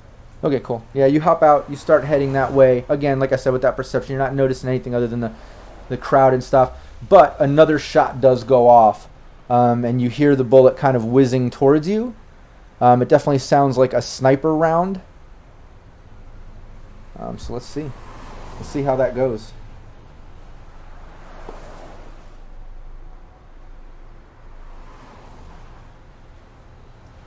16. Yeah, and that's a hit. So yeah, you're getting hit by a sniper round. Hey gentlemen, all I'm gonna say is to do a David Noire tour, you kind of need David Noire. Oh, and I rolled a bunch of ones too. Only 10 damage. I don't know what your SP is, but 10 damage. What's your SP? It is a 11. 11 body, 11 head. Okay, cool. Yeah, you don't even take the damage, but a huge thud hits you in the chest, almost knocking you on your ass. I'm getting not like shot, like the shoulder gets thrown back, and I continue stalking towards this guy like the fucking Terminator, fuming. Yeah, you can tell it definitely came from, up high. It's definitely coming from up high. But yeah, Pixie, you hear that shot go off. What are you doing? I'm going to roll a perception check. My points are usually default in threat detection. I'm a solo. I'm paranoid. So I pop my head out and I'm looking around for the threat. Okay.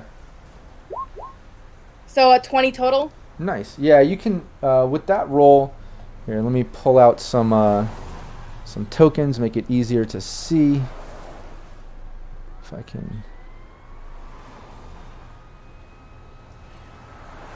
Yeah, you can see basically up on this roof up over here of the apartment building. You see where I'm putting the marker? Yep. Yeah, there's some type of like sniper up there. Not that it's this exact token, but you can see some heavily armed sort of guy up there. You see like the shine of his scope or whatever. You can tell there's some type of sniper up there. Aside from that, you can also see that down the street, like over here, there's like a black SUV pulled up kind of on its side. Not on its side, but pulled sideways. Cars are kind of trying to get around it and stuff. And there's two guys out there. In fact, let me just pull the vehicle. That'll make it easier to kind of get that since we have them.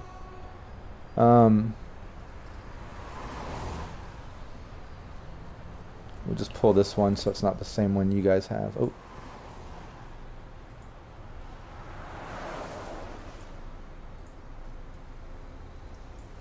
If it keeps aligning to the grids, you can hold Alt and drag.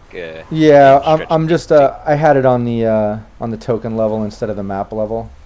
So I just wanted to put that car there. I want to put it on its side. Oh. That way That doesn't change too much, shifting the whole map. Oh, it moved a little bit, but no, it's not that bad. It's still back where it was. Put the guys back out there. But yeah, you basically see two guys next to this vehicle that's kind of sideways there. And you can see that one of them is kind of heading towards you. And the other one is kind of behind it. But that's what you see with that perception.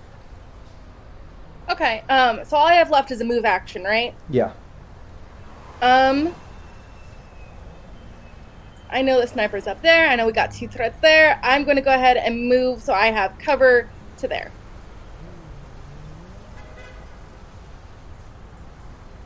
So basically, I jump off the car, ducking behind it.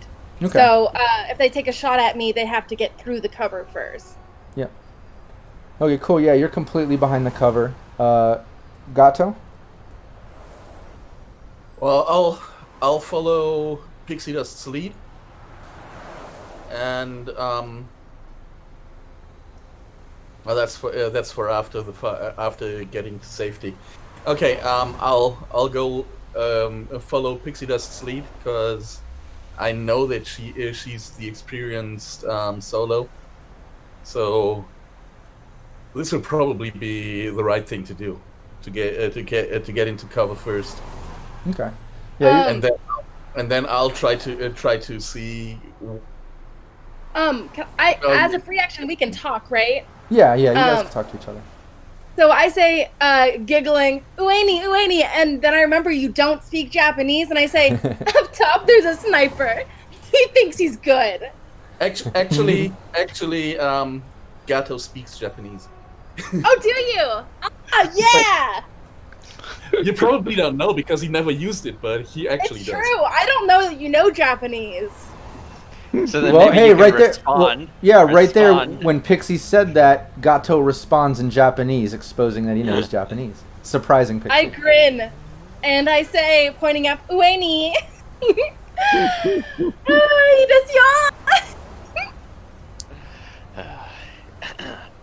Alright.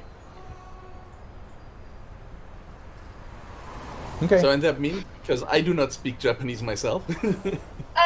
She just pointed It at means the that guy. there's a sniper up there. I'm pointing to up there like there's a threat. Yeah. And Okay, now, well, Bodach? Yep.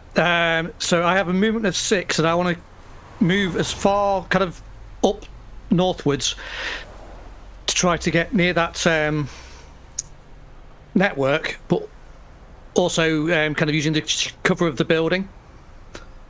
I don't know. Is it right click to work out the distance? No, No, you got to on- go over to that little grid symbol. It looks like a ruler. Over there in the top left. It's like arrow, cube, paintbrush, magnifying glass, ruler. No, it's a ruler cutting through a circle. Ah, okay, yep, got it. Oh yeah, I changed it to no snapping, down to just a ruler, sorry.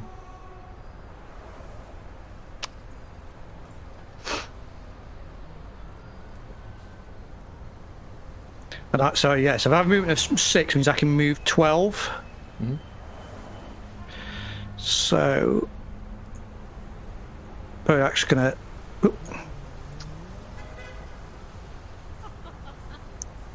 run up to there.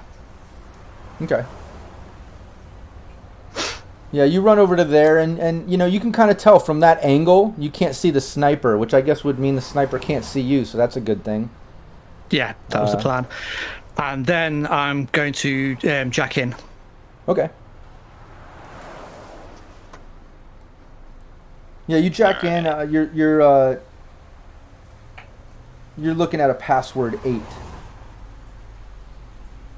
Okay. So activate bookworm. Jacked in, and then my password attempt 14. So I've made it. Yeah. Yeah, you get past that, you're in. But that should be your third action, right? Jack in, activate, Yeah, that's and it. backdoor. Okay, cool. Yeah, after that, you can see, and you pretty much see this. David probably hasn't noticed yet, but let me see. 1, 2. You'd have to do another perception.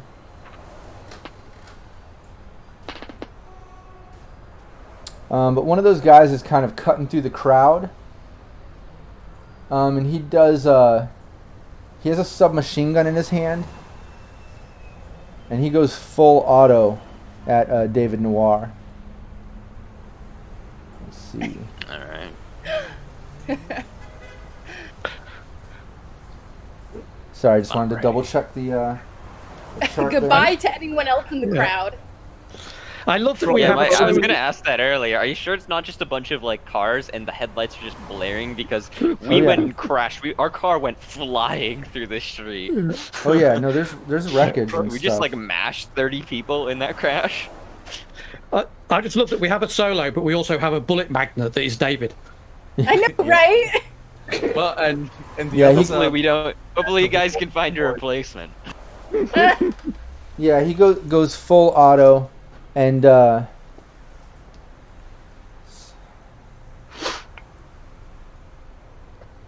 What am I talking about? Replacement. David Noire is invincible. He can't die. 24 damage. Oops. How much is that a stop by stopping power? If you, I think you said it was 11, so Yep. 13 damage, right? All right. So that's pretty a lot of significant. damage. Yeah, that's pretty significant. Yeah. And what I'll do with that, since it is under that sort of crowd situation, I'll allow a couple of those bullets in the auto round hit a couple people straggling in the crowd. So you can reduce that by we'll just say by 2 points. I'll allow that little cushion just to add to. So how much was it? 24 damage? Well, it would have been 13, but we'll just say it was 11 damage Minus total. 2. So just take 11 from your HP. A couple of those bullets hit people in the crowd. You hear them kind of scream out. Now there's a bit of a panic. I mean, those shots that went off earlier caused a little bit of panic, but people were still videoing on agents as some were leaving. You know, it's a combat zone, Night City. But now that some other people are taking shots, someone's going full auto through the crowd to hit you and shit. Like, people are kind of panicking and running, you know, spreading out and shit and screaming. Yep. So, with armor ablation, that goes down by 1 Oh point. yeah, when don't you're forget hit that. by- Yeah, anytime If you anybody hit takes by- damage, reduce your SP by 1, unless it's AP rounds in which you reduce it by 2. Does auto fire also only reduce it by 1? Yeah, or is it just by 1. each successful? Okay, No, cool. no, just 1, yeah. But yeah, that happens, and then back over to David Noire. You just took those hits. All right. I stumble, or I feel wetness on my chest as I cough up some blood. And I look at this guy fucking pissed. And I begin, continue fucking walking towards him. It's 12 meters with a movement of 6, right? Yeah. Alright, so to move my character. Yeah, just put it on that. That is You got it. 12. Alright, I move towards him. Yeah, you know what? Let's take some shots with the pistol. Yeah, you can do that. One-handed. would In one just hand be a- is I got the yeah, pistol. The other hand, I got my big knuck ready to fucking square up fool. Oh yeah. Only a yeah, 13 to so- beat on that. Well, actually, it's not DV. This is going to be contested because of this guy's reflexes. So yeah, go for it. So, all right. With a handgun roll, is a heavy pistol rate of fire 2, or is that rate of fire 1? Actually, wait, 2. no, I have that here. Rate of fire 2. Yeah. I have 5 shots in the clip because I haven't reloaded it since last session. Oh hell yeah. Yeah, if you want to give me both those shots, go for it.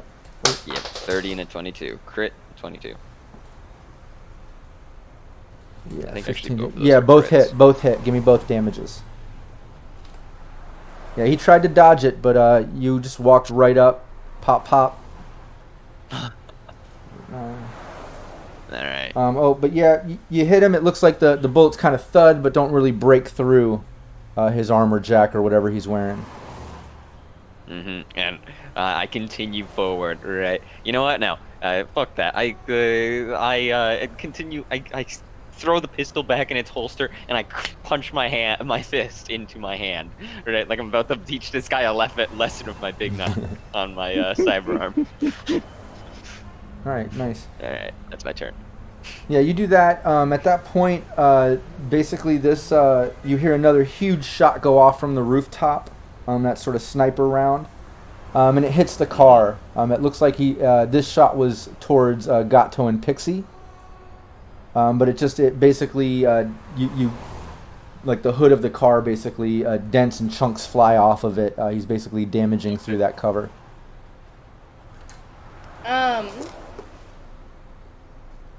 My turn, I imagine. Oh man, and on that damage, just for shits and giggles, I want to let you know that I rolled 2 6s on that when calculating the damage to the HP of the vehicle. So, man, if I would have changed that shot to somebody else, that could have been really bad. It could have been David Noire. He could have got another critical hand, maybe this time a leg. We all know David Noire is invincible. Yeah. David Noire can't die. Just wanted to share that. That's always fun. But, all right. Sorry, go on. But he keeps losing hands. Yeah.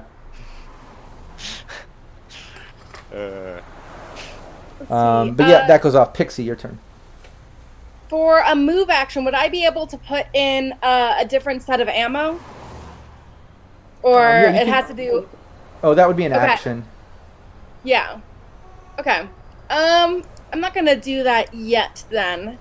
I'm going to go ahead and I'm going to take one on this dude who thinks he's so hot. Like, really, who does he think he is? So, I've got a +3 to hit because of my smart gun and the synth coke. I'm going to go ahead and use my assault rifle, and I've got a 23. Nice. Okay, awesome. Let me,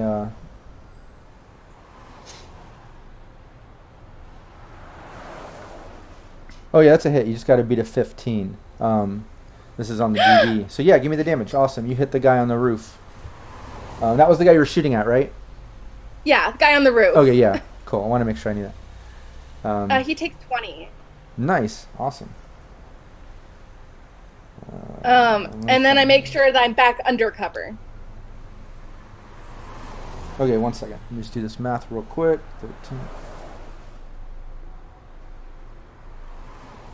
Yeah, even from that distance, you see some blood spray out from the guy on the roof. It was a really good hit. And then, yeah, you dip back behind the vehicle there. Gato? Yeah, just a second. I'll actually shoot at the guy with my very heavy pistol at the guy who has been shooting David. Okay. Yeah, you can do that. Yeah, this will be contested. This guy's got good reflex. So give me your handgun. Handgun. Yep.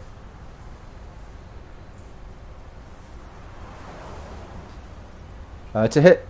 Oh, no, that's the damage. Sorry. It's And a hit. I actually Even better. And I actually have a well, okay. As I didn't do a cold shot. Yeah, sure. I have excellent quality weapon that makes +1, and I've got smart gun that makes +2, so it's 23. Yeah, even better. Yeah, you only had to beat a 19 there. I got a 19 on my contested, so definite hit. This has a rate of fire of 2, or is this very heavy? It's very heavy. Okay, So give me the it's damage. Fire 1. Yeah, give me the damage.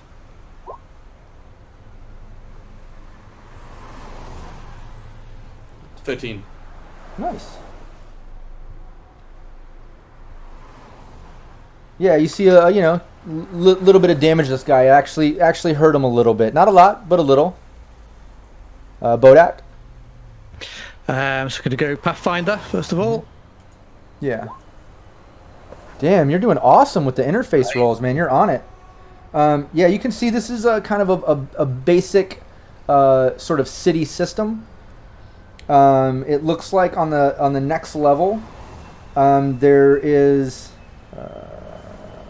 there's a wisp, and then on the next level is a control node and a file. Okay. And just being a netrunner, give me your give me another just general interface roll here. Okay. Yeah, you can see typical city systems and stuff, which you're familiar being a netrunner. Usually it'll just have like that basic password. They'll have some type of black ice or something to kind of protect whatever that city system has. Third level usually is a control node and file. Maybe it's like a local camera system for the street. Maybe it's controlling lights, things like that. But usually that's how basic these little city systems are. Okay, yeah. So I just wanted to give you a little knowledge behind that. So, yep. But Yeah, you still have 2 actions, yeah. Doesn't sound like it's going to be that useful, though, does it? Well, there was... It might control like traffic lights, local lights, any of the local security cams, stuff like that. Usually not a lot of like defenses or things like that in a city system that's just on a street light. Yeah. So I'll carry on anyway, I guess. So yeah, I'll go down to the Wisp. Okay. Yeah. Give me your interface. A little speed check. Ooh. Oh, actually, I crit failed, so I got a 0. So you should be able to beat this fairly easy unless you crit fail. And you did! Holy shit! I did! Okay, yeah, let's do it. Here's your, he attacks you. So give me your interface as a defense. That's better. I got a 12. Yeah, you dodge it. Yeah, he tries to attack you, take a shot off at you, and misses. Cool. And then for my third action, I'll summon the Flaming Blade and swing at it. Okay. With 21. And you already had that installed, right? The sword it's just an attack program. Okay. It's 4. Yeah. Oh, yeah. Definite hit. Give me the damage. 10 damage. Yeah, about 2/3 of this wisp is non-existent. It's pixelated. So that was a great hit. Cool. And that's all 3 actions. Okay. Yeah, at that point, let me get back. This guy behind the car, he takes a shot off at David Noire. Let me just check something, sorry.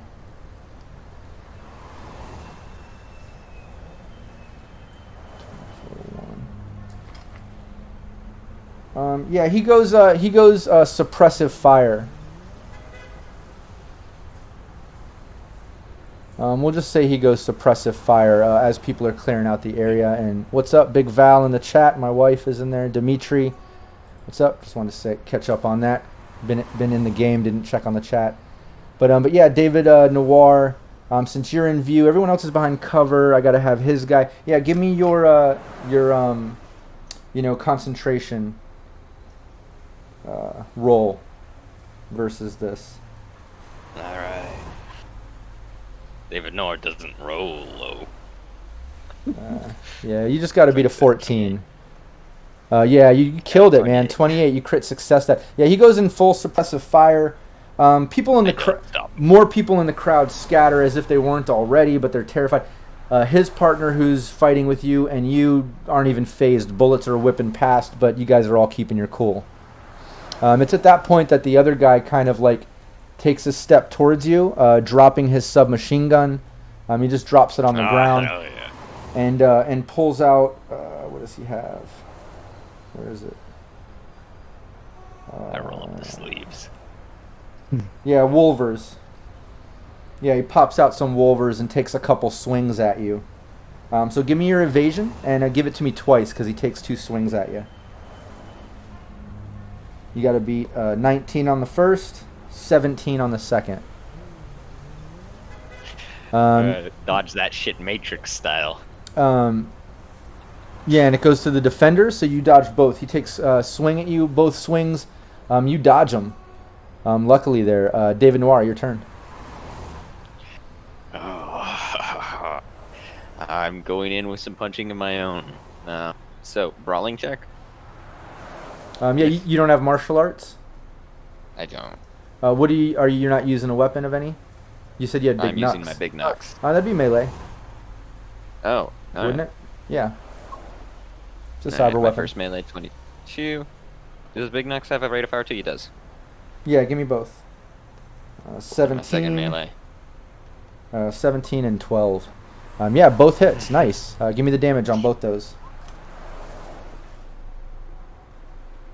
9 and 7. Yeah, Nina. Oh wait, no, this is melee. This is in half. Sorry about that. I forgot. SP is in half when it comes to melee attacks. Almost didn't do damage to him. I almost fucked that up for you. Sorry.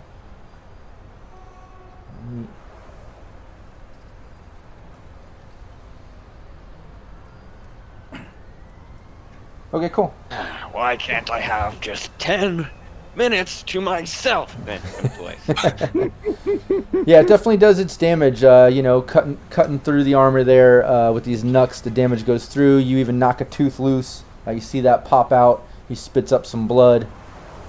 Pretty good hit there. Any movement involved? You staying right there. You're engaging in the battle. I don't know. I've walked towards him. He was walking towards me. I'm leaving like a trail of blood. Like, oh, yeah. Despite the strong act, it's very. Anyone who's watching David can see that he is seriously injured. There is it is now starting to bubble and pool out of the bullet holes. Right. His organs are in a complete disarray. You didn't get down to half HP, did you? Are you in seriously wounded state, taking a -2? I have 11 HP. I'm below half. Oh, okay, yeah. Hey, don't forget, we 11 need... 35. Yeah, we Oh, need... no, my bad. I forgot. Wait. Actually, that's weird. My seriously wounded is 10, and my starting HP is 35. Oh, yeah, that's Did I fuck not something right. up there? Yeah, Okay. that seriously wounded should be half of your starting HP rounded up. So it would be, what would that be, Take 17? a glance at my character sheet with me 18? later. But yeah, my current I should be in seriously wounded then. Okay. Yeah, then from now on, let's remember, you've got to take a -2 to all your actions. Would those have still gone through? Because 27 and 22? Yeah, those would still be fine. Just remember that moving forward. I didn't realize you took that much damage. But yeah, you do that, and then this guy on the roof takes another shot at the vehicle. Oh.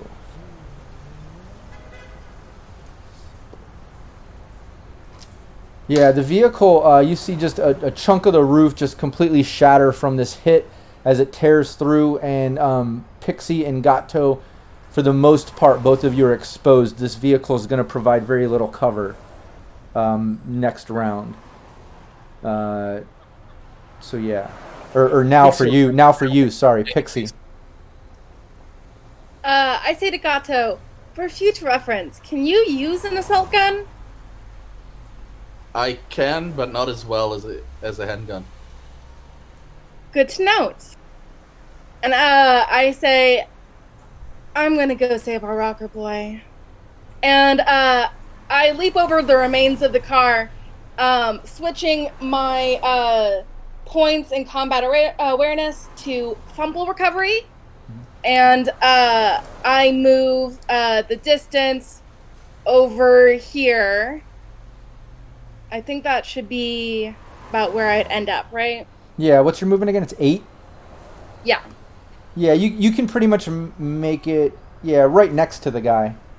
Not behind him, but right next to him. Yeah, like right here. Yeah, right there. That's good. Perfect. Yeah, no problem. On your way there, you're kind of adjusting your tactics. You make it all the way right up next to him. Obviously taking your action to adjust your tactics. Gato? Well, it doesn't really make sense shooting at the guy on the rooftop with a handgun, because it will probably it's just over 50 meters or so. You know what I mean? It's like probably around that 60 meter point. 55 maybe. It doesn't really make sense. So yeah, that would be really rough. You'd have to beat a 30 with a pistol.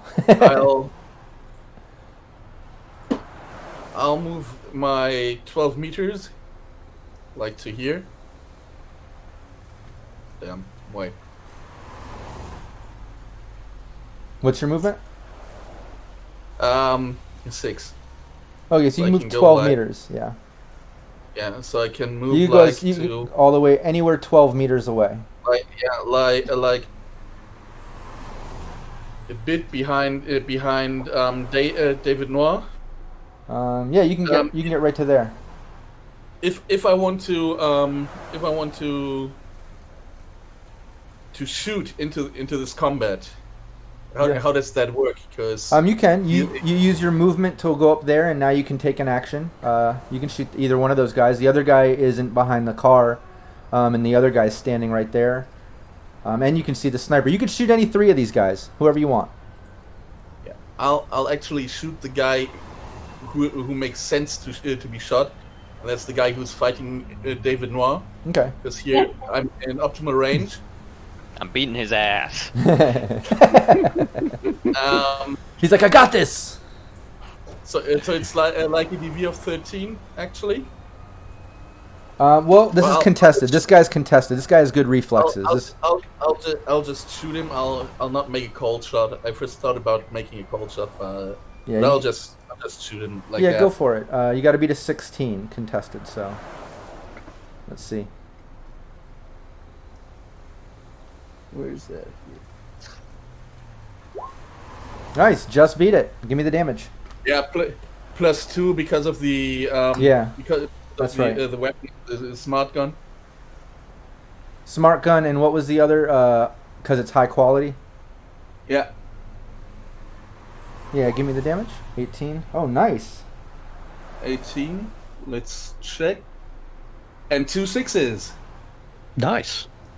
It was? It was 2 6s. Nice. All right, yeah. Let's do the critical injury table here. Yeah, roll your 2d6, I believe. Yeah, 2d6. 2 What is it? d6 roll. 7. 7. Foreign object. At the end of every turn, where he moves further than 4 meters on foot, he resuffers this critical injuries bonus damage directly to his hit points. And let me do that math because he has to get that extra 5 in damage. That's right. Yeah, this guy is well past his seriously wounded. He's now getting a -2 to all actions. The reason I'm telling you is because it's very evident to everyone around him that he's very, he's seriously wounded. He's coughing up blood. He's taken some serious damage. Bodach? Yep, so summon the sword again to attack this wisp, I think it was you said was there. Yeah, wisp. 11. Nice. 21. You're doing great on the crit successes on your interface stuff here. Yeah, it just some of the other rolls aren't going so well, but at least interfacing's working for me, so that's good. Yeah, give me damage. 8. Yeah, this wisp just explodes into pixelation. You destroy it. Excellent. And then straight down to the next floor where I need to do interface for control node, I believe. Yeah. Not so good, only a 6. Yeah, you're not able to get control over it, but, like I said, you're facing a file and a control node. Yeah, so for my You got one final more. action, I'll attempt to take the control node again. Yeah, go for it. 7. No, I just missed it. No worries. Yeah, and it's at that point, this guy behind the car Yes. goes full auto on Pixie. I'm coming for you next, boy.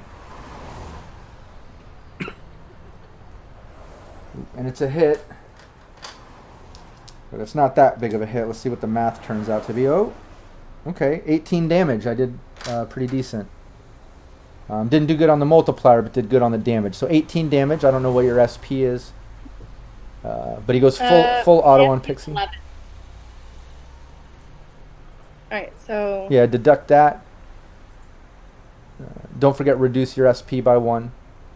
Yep, that's exactly what I'm doing first. Oh yeah, I always forget that shit, so... I always have to remind myself on the enemies to do that, because I typically forget. But I got it. I got it today. I'm playing it fair today. Don't stress.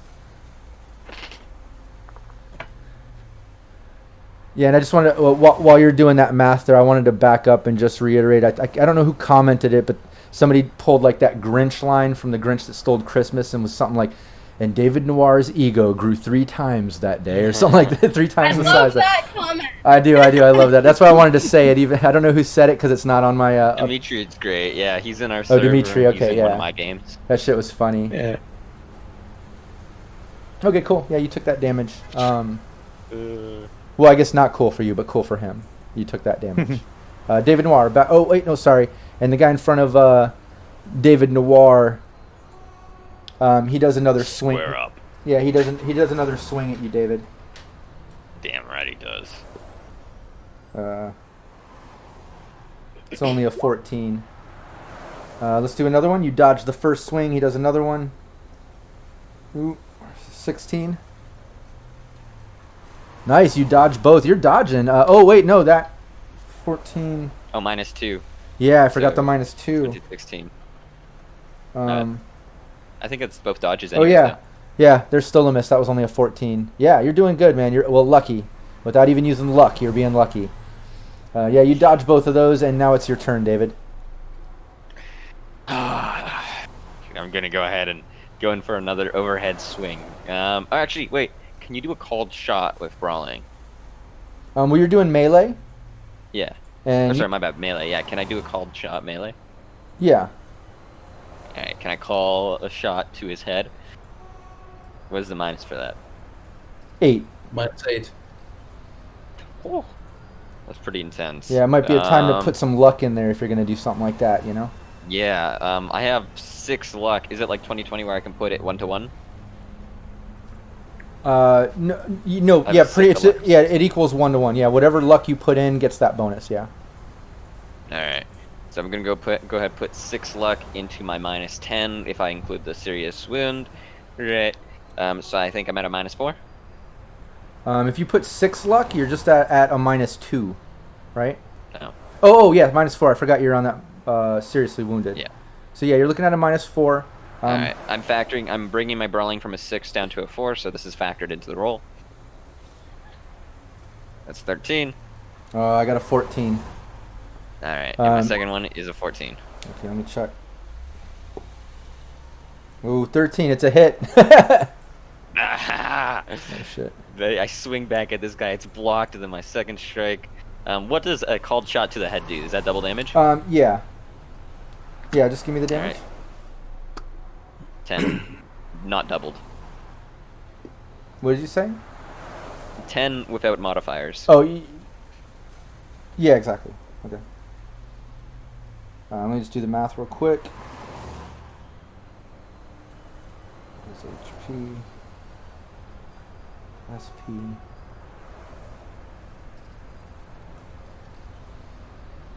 Yeah, he's hanging on by a thread. You pretty much knocked the shit out of him. Coughs up a bunch more blood. You can tell there's a lot of internal damage going on. And he's knocking on death's door here. Pixie? I think I would need to move my full action to get over to where the guy behind the car is, right? Yeah, he's pretty far. Let's see. Yeah, definitely. You have 8. You would only make it to the other side of the car. You know what I mean? I'm gonna go ahead. Yeah, I totally know what you mean. I'm gonna go ahead and use my full action to get right up next to him. So the sniper can't shoot me because I'm behind a car. Right. But I'm now next to him, which True. is gonna be a big deal next turn. Yeah, totally. But at least you're right next to him. Oh yeah. Yeah, exactly. Gato?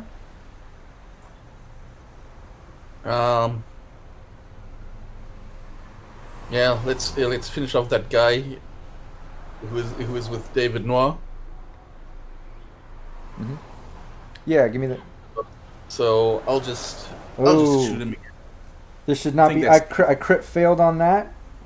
You just got to beat a 4. Let's hope you do.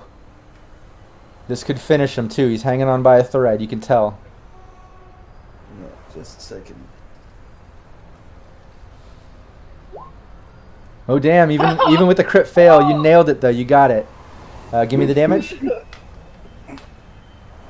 The damage is 16. Yeah, you can describe how you finish this guy. Well, as he's stumbling along, I just put a bullet in his throat, and he just falls over to the back. Yeah, he crumbles like a rag doll. Some of the blood splatter hitting David Noire since he's right there.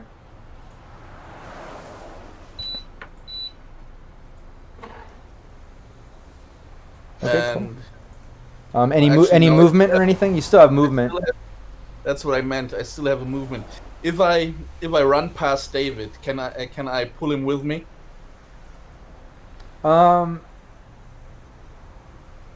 Yeah. I mean, it'd be a contested grapple, but it's not like, I mean, as long David, are you going to contest him if if your own teammate grabs you as he's running by? Yes. I am. Okay. Well, yeah. Then contest it. Let's see. Give me your brawling. Yeah. Okay.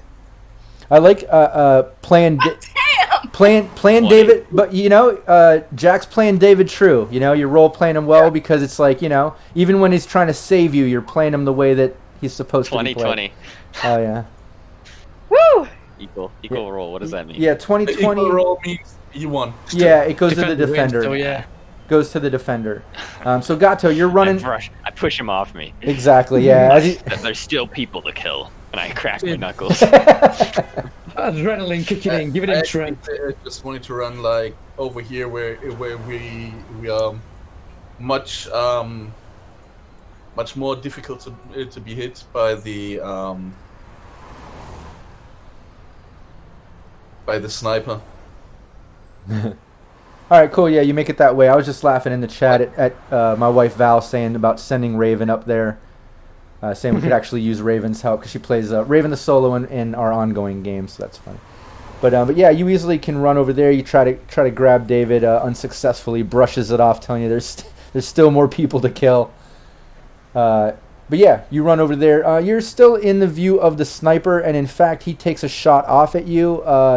I was keeping in my head that I forgot to make him go before Pixie, but I'm playing it like it was a held shot. He was seeing what was happening with his partner, and he saw you finish him off, Gato, and now he's taking a shot at you. Do you have a reflex evader higher? Yes, and I'll evade. Yeah, give me your evasion. Alright, with that muzzle flash, do I know where the sniper is now? 19. Yeah, everybody knows where the sniper is now. Just got to beat a 19, and you did not. Ooh, ow. Yeah. The shot hits you. Let me do the math here.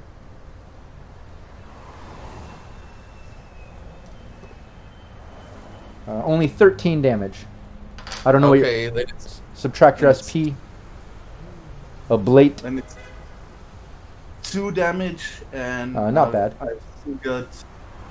I've still got the 10 SP left. Okay, nice. And we're over to Bodach, but before we continue, I gotta take a little bio break. Hit the little boys' room. So if everybody wants just a quick 5-minute break, we'll be right back. Everybody watching, stay tuned. I swear this is gonna be super quick. I'm gonna push it out real fast, and I'll be right back. Oh, I'm gonna go as well.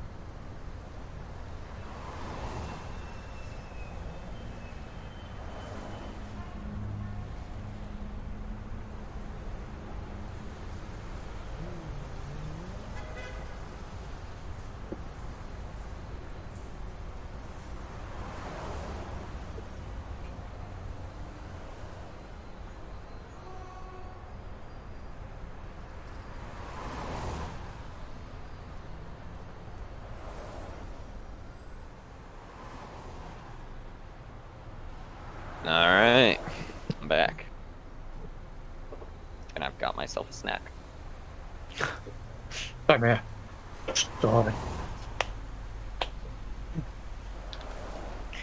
Yep. I am not afraid to kill off David Noire. Like when we were in that room and everyone was like all posted up with the guns and so on, I knew it was going to be a scary situation.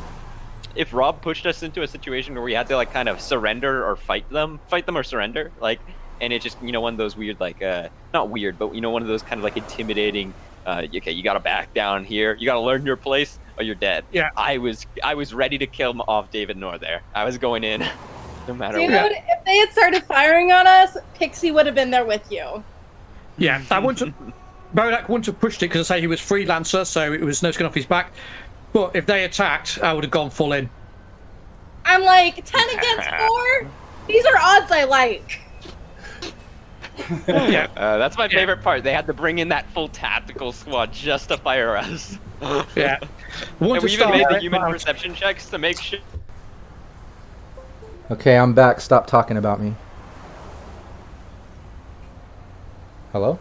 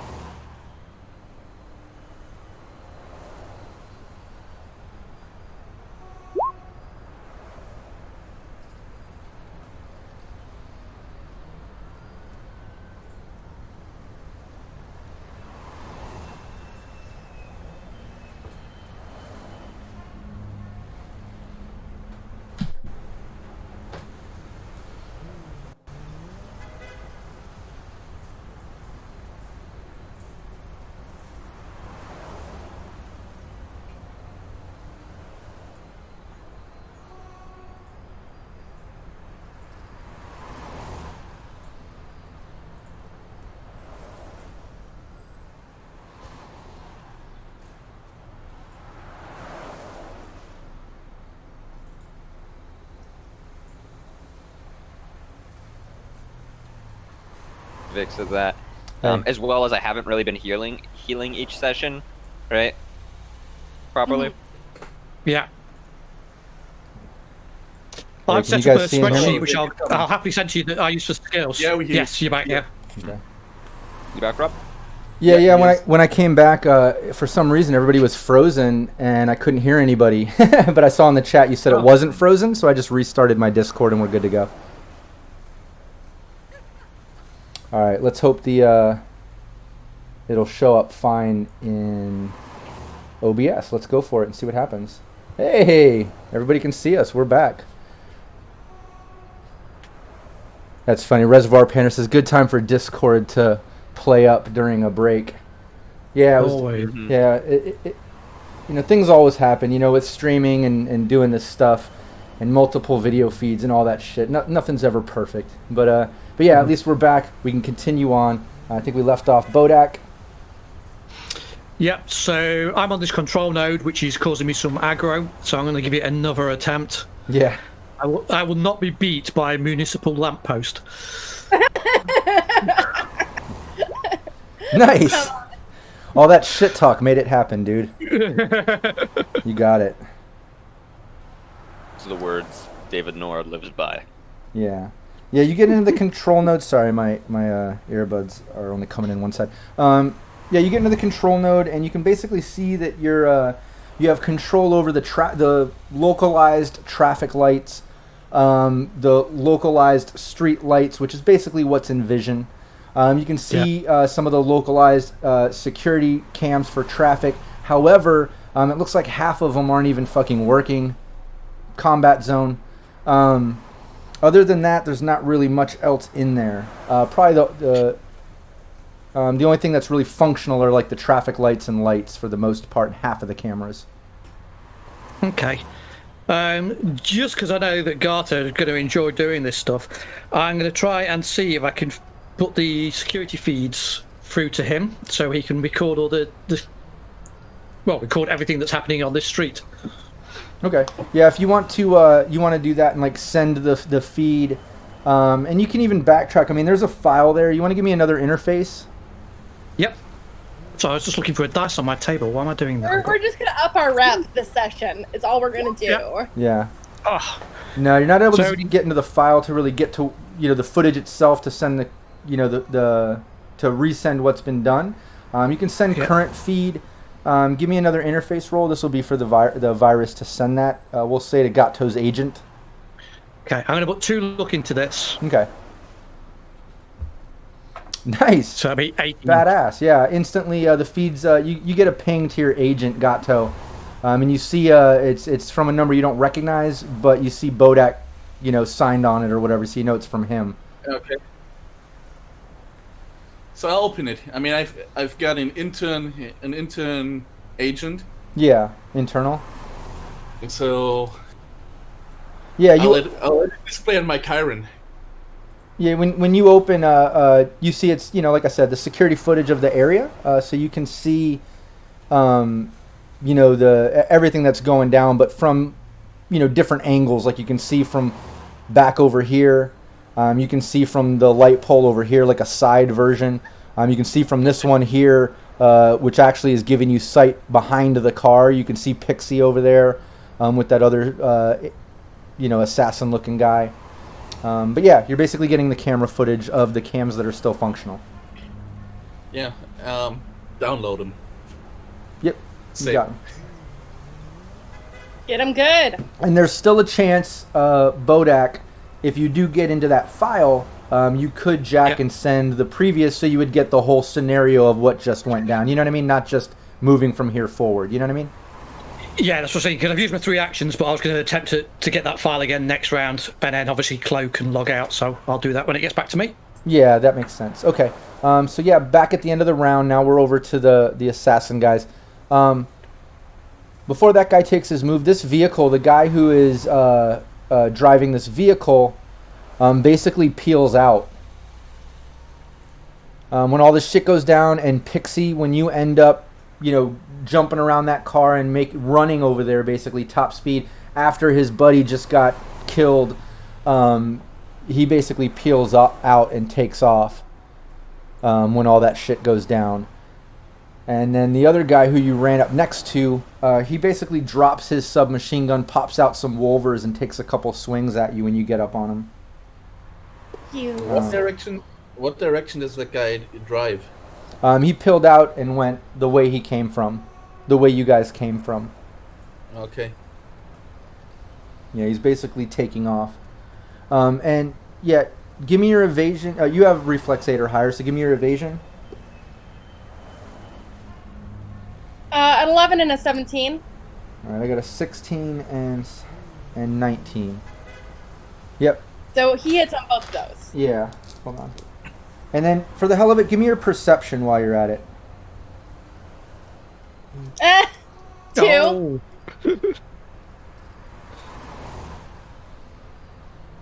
8 and 9. Yeah, you're in combat. You're not noticing much else, but 8 damage and 9 damage. I don't even think that's getting through your SP, is it? Nope. Nope. Yeah, a couple swings, no damage. David Noire? I look up and I see the muzzle flash from the sniper, and I look to the building. Do I see any way of climbing up? You can see that he's basically on the roof of this apartment complex. I mean, there's a front door right there.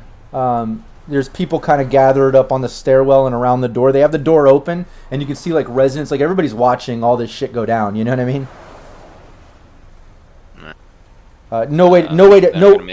No visible way to like scale the building, if that's what you're asking, like Spider-Man. But there's a front door to enter it. No. I meant more like what are they called? Like a fire escape. Yeah, There's no. a ladder. Yeah, climb up the fire escape. No, there isn't one out here. I'm gonna just spend my action, push through the people, and then begin a fucking Terminator walking my way up those stairs. Yep. All right. Thank cool. God the rocker boy's out of fire. Yeah, and you can use your, if you're not taking any actions as you're doing this, you can use your run and kind of double time your way up there, you know what I mean? Oh, I thought you had to use an action to run. Yeah, that's what I'm saying, is you can do 2 times your movement if you don't take an action. You're basically using it as a move, you know what I mean? Yep. All right, yeah, that's what I'm doing. I'm sprinting. Yeah, we'll say yeah. I'm moving at my max possible speed. Yeah, when you cut through, you basically are cutting through the people, and like over half of the crowd that's right there is just like backing up, and they're like, "Oh shit, I'm pretty sure that's David Noire." A couple of them are like, they actually recognize you. Covered head to toe in blood, and just have like one single hand, like swipe mark across the visor from where I cleaned it up, from where I wiped it off earlier. Oh yeah. Yeah, you do that. Yeah, and it's at that point that you make your way up there, and the sniper takes a shot off over at Pixie.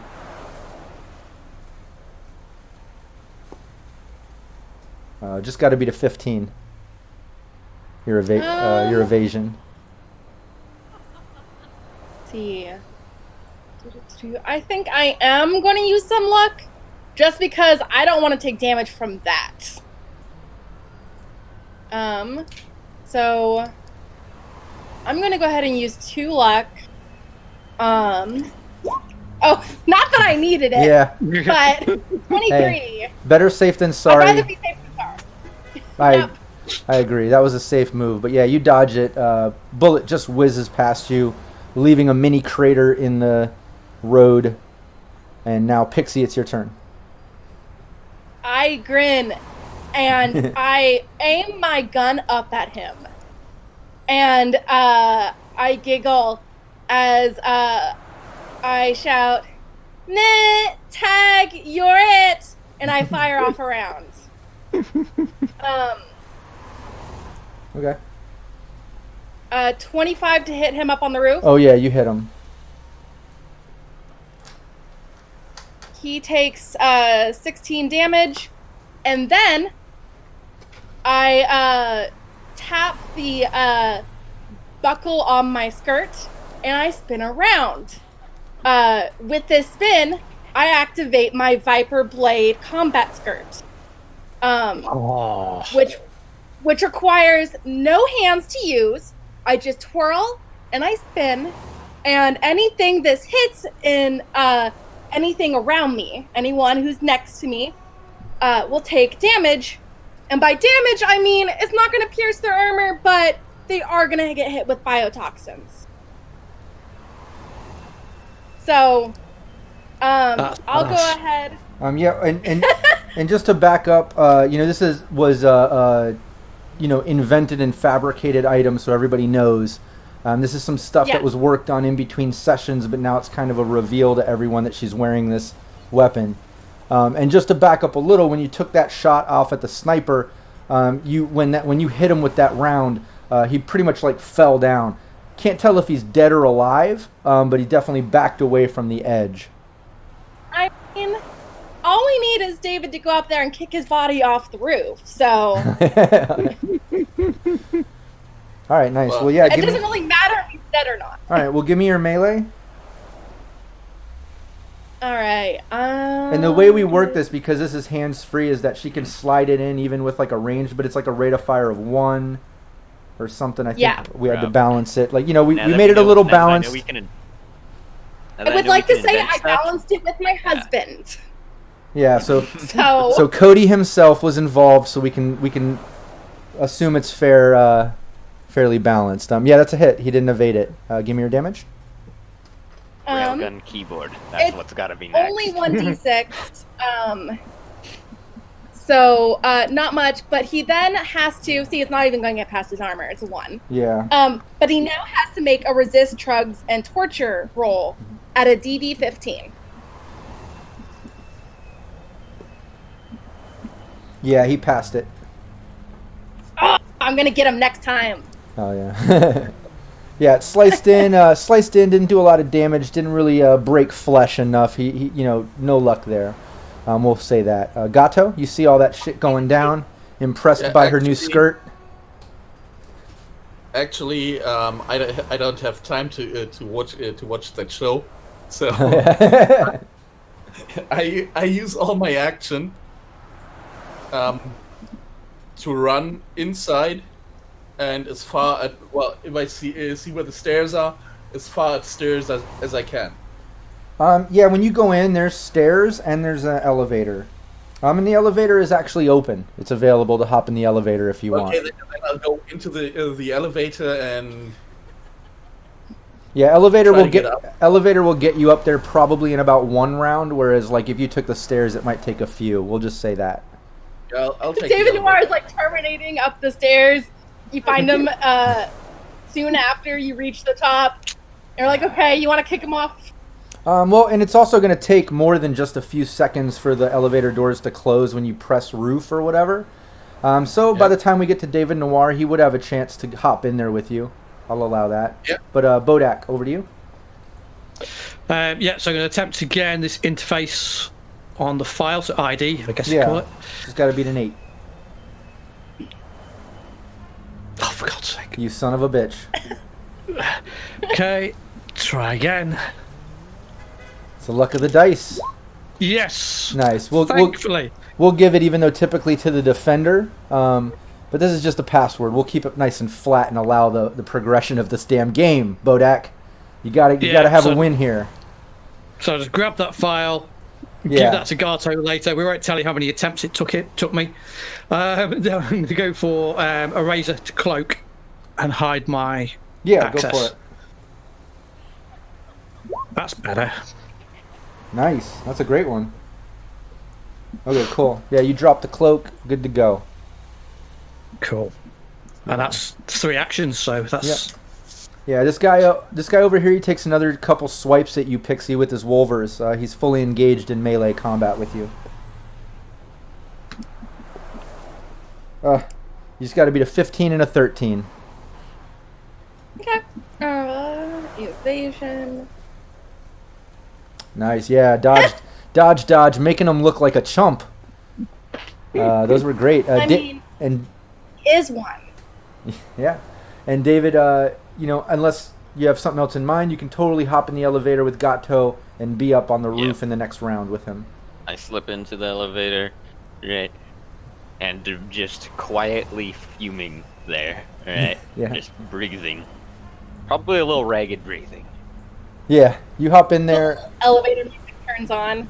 And I guess I'll prep my action. I'll prep my movement and my attack, right, when we do reach the top. Perfect. Yeah, and I forget, Pixie, what movie isn't there a movie where like they all get into the elevator like all about to kick ass or something, and then they all stop to like the elevator music all chill? I forget what movie that is. I can't. I don't remember what it is either. Yeah. There's a couple movies like that, I think, actually. Yeah. Teenage Mutant Heroes Turtles, where they start singing in the elevator. Yeah, there's a few movies I think that play on the whole elevator music thing, and like being killers or something crazy. I don't know. What's up, PW Bind? I see you're there in the chat. Just noticed. Big Trouble in Little China. Exactly. Literally. But yeah, it takes a couple swings, totally misses. David Noire hops in the elevator, heading to the top. No reaction movement or any sign from the sniper on the roof at this point. Pixie, back over to you. I mean, that works well for me. I twirl around a second time, and melee, there we are. 20 to hit. Hit. 15 for him. Oh, yeah. Oop, fail. Finally! And you got to give damage, don't you? Isn't it a 1d6 on top of that? Or something? Yeah, that's true. I do. So he takes 11 damage from the poison, Okay. and 3 damage. I don't think that goes through his armor. Yeah, that doesn't, but that 11 is direct, isn't it? Because it's poison? It is. It is direct because it's poison. Yeah, And then the beautiful part of this is I have my hands free, as in my feet are free. I'm going to kick him twice. Okay. Well, you could at least kick him once. Okay. Spinning around for the thing has to at least... maybe part of that balance could be like one other type of action along with the spinning of the blades. That's the way, no matter what you do, whether ranged or melee, whatever, you're still getting 2 with that skirt, But because it's hands-free, you do have the option of ranged. Okay, yeah. Yes.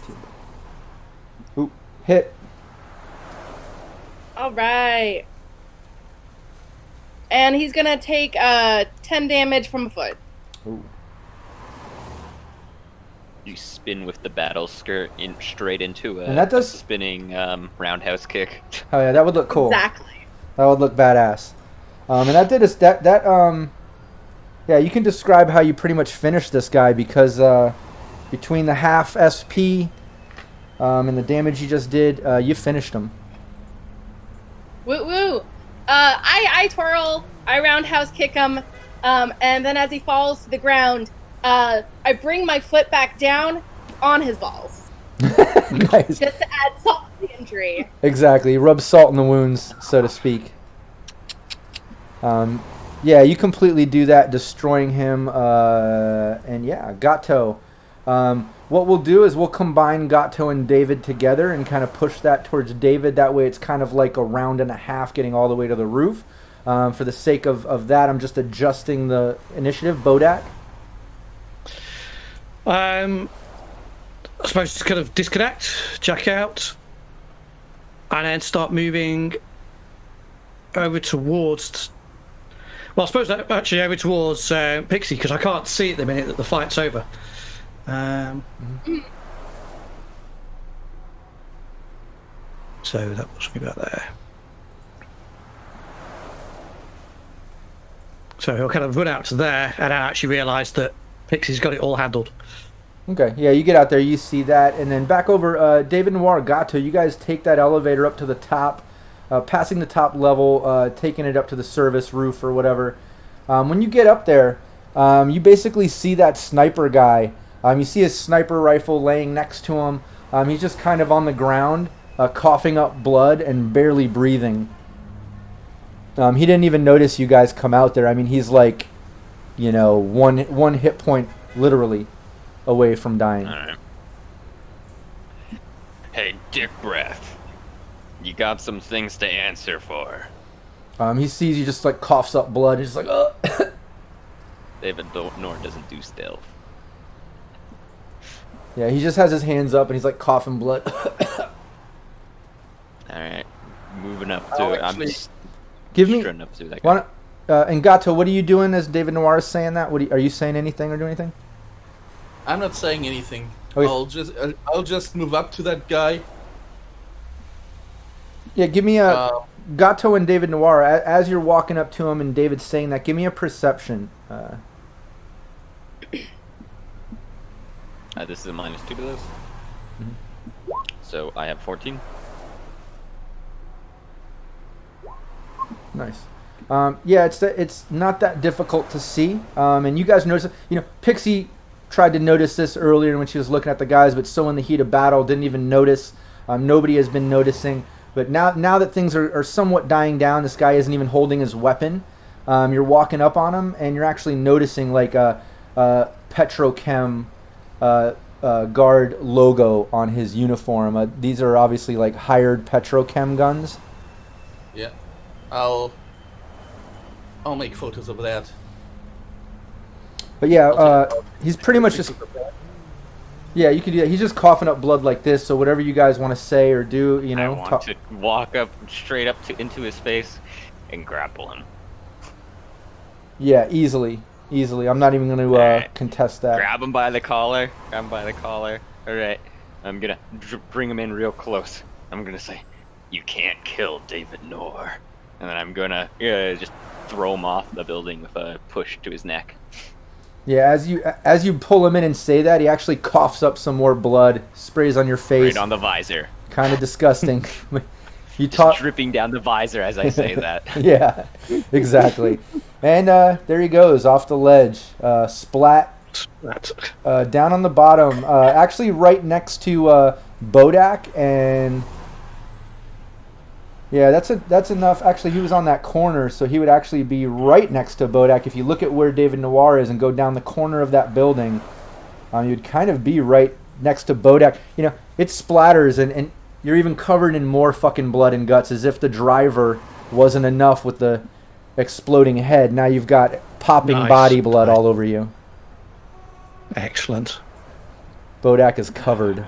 It's about that time that you guys the body hits the ground, and you start to notice, I guess here in the far distance, some sirens going on. Yeah. You can hear sirens approaching. It's been about that long, but this is combat zone, so there's no telling if it's actually coming to you or not. You do know typically sirens don't come through combat zone or give a shit. Okay. I'll pick up the sniper rifle and head down and tell David to follow me. Mm-hmm. I start looting bodies. One last glance out to the road, and then follow. Oh yeah. All right. What's as dramatically as possible. What's Bodach doing? Okay, Gato, you grab the sniper. You and David are heading down to the street. Pixie's going through the body. She, found a couple submachine guns, a couple very heavy pistols, some cred chips or cards. Can check how much funds are on that a little later. But Bodach, you see all this going down. What are you doing? So are there any cars kind of parked on the curbside here or anything? No, this whole area is pretty much cleared out, with the exception of like local people all backed up against buildings or hanging out doorways of local bars and cafes and whatever, just hanging out. But cars have cleared out. Do you think we can call trauma or something? I'm really ain't feeling great. I think we need to delay that photo shoot. Oh yeah, you got to go do that photo shoot. Yeah. We need to. That's now. Oh, I go over to the car that's now been like demolished, and I check our driver for any sort of trauma team tag. No, nothing on him. Does he have a cell phone? Yes, he does have a trauma team silver package or whatever. Is like the basic trauma team thing. I wanted to roll on that. The chances of that from Ling Po would be kind of great. So yeah, he does have that, and he does have an agent, a phone on him. I mean, all of you do. I click the button and I toss it to David Noire, and I toss the cell phone to Gato, and say, "Business taken care of." And I'll back it up with badges incoming. We've got a data.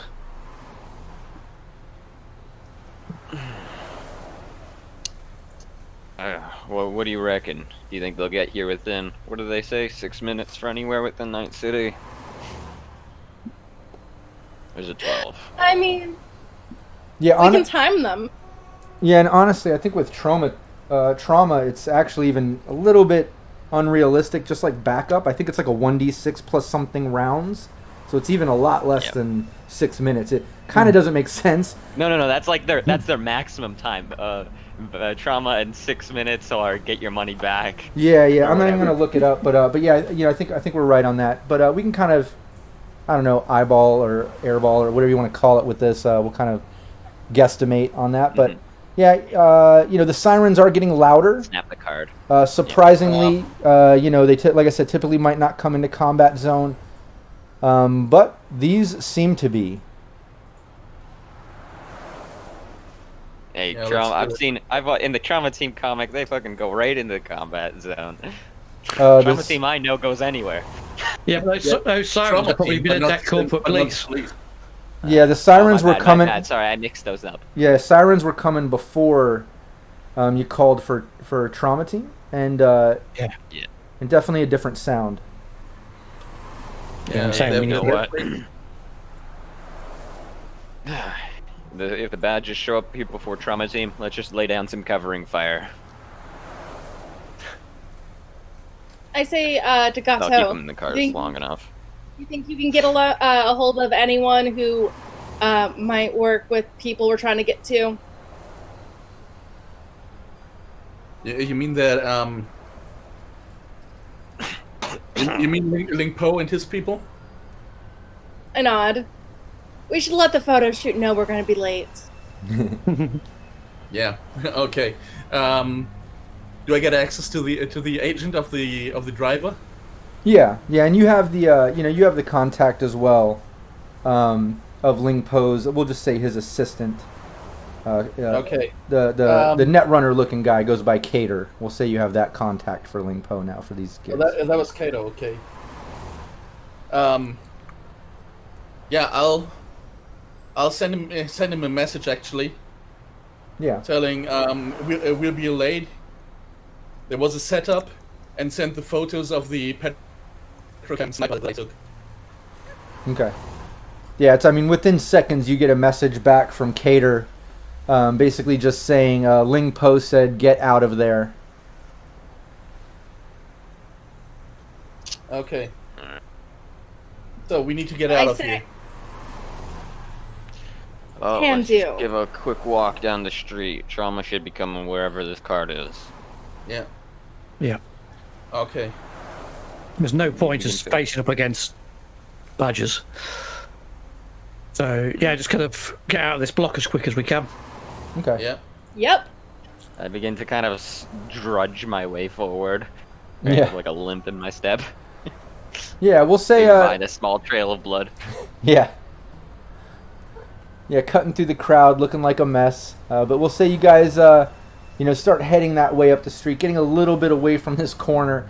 As you guys make it about a block up that street, you hear the sirens super loud back. You can look back, and right around the corner, you see a bunch of looks like NCPD, not even a district or even Corp. It looks like seriously like Night City PD. And like I said, typically, I mean, it would take something serious for them to come into the combat zone. Not, like they actually showed up.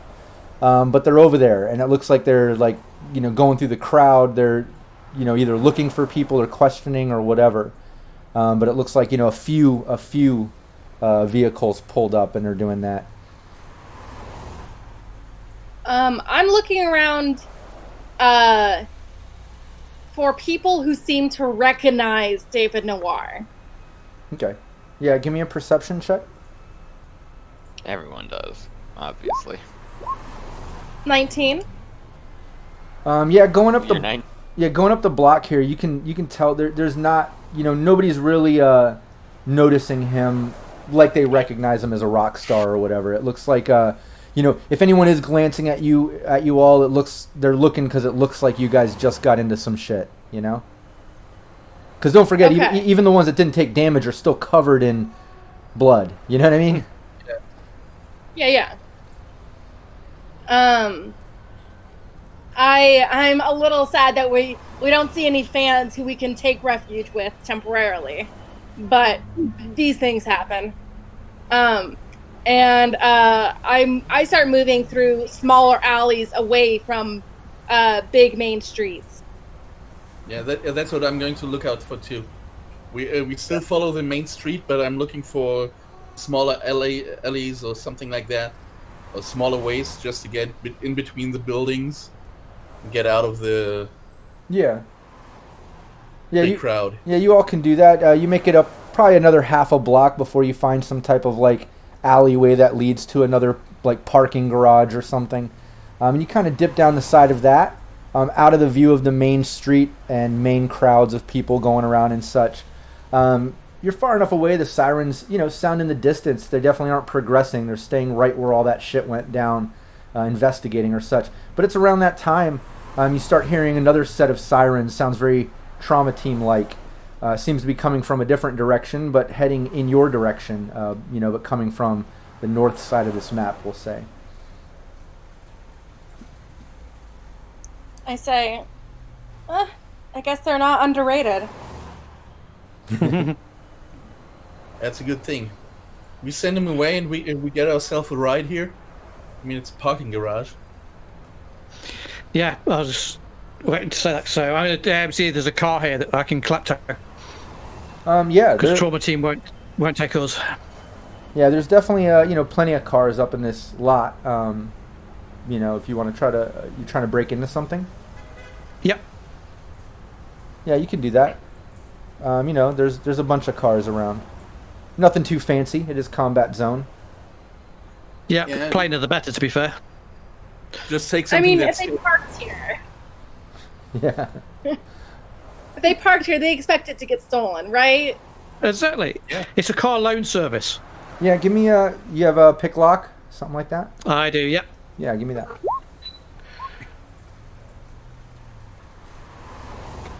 I actually start reloading my gun. Okay, yeah, you're not able to get the first car you go up to. You're not able to get into that one. Gato's reloading. Okay, I'll try another one. Yeah, anybody else doing anything? I'm keeping you out for anything. Anyone who looks like they're going to be a problem, I glare at them. Yeah, there's a couple people kind of up next to a different vehicle, like a couple lines down, and they're definitely like looking over. One of them kind of like steps up, like they saw Bodach kind of fucking with that car, and you make a second attempt on the next car over, and no luck. You're not able to get it open with that 13. But those guys are noticing. You definitely see them like looking over. Trauma team sirens are getting louder. Zone, right? What was that? We're in the combat zone, right? Yeah. I empty the rest of my magazine into the air on my pistol. Okay. Drop the magazine, reload it. You can't kill David Noire. So you want to empty your Maybe magazine draw some attention. into the air? Yep, empty the rest of the magazine. 3 shots into the air. Okay. Yeah, you shoot Draw it. some attention for sure. Yeah, you shoot it off into the air, and then it's like a moment after that. You can hear at least a part of the sirens of the NCPD that were fucking a block and a half down. Sounds like maybe one of them's coming in your direction now. Like they heard some shots fired, and now there's NCPD heading in your direction. Other than that, those 2 guys that were looking kind of like duck back down, and like you see them kind of like dip out of the parking garage right there. Kind of scared them off a little. Mm-hmm. So I just pick locks again, and so I'm going to put 2 points of luck into it. Come on, I've got to do it. Yeah, go for it. That'll be 17. Nice. Yeah, you get it open. You get this car open. It's a junker, a little bit of an older beater. So you easily get it pried open. Old school locks and shit. Do you have any type of like tech for trying to? Yep. Jump this car. I'll take that. Nice. So that'll be a crit. Yeah, you get it going. You basically were able to get this old junker running. It's about that time that you hear trauma team sort of AVs coming in super fucking loud and revving. You can see like all dirt and shit on the ground whipping up as this thing comes down. And they're pretty much coming down right next to David Noire. And trauma team is like hopping out, and they're calling out the we'll say the serial number of that account or whatever. And they're looking at you, David. Mm-hmm. Obviously, everyone's covered in blood, but they're. I collapse. Okay.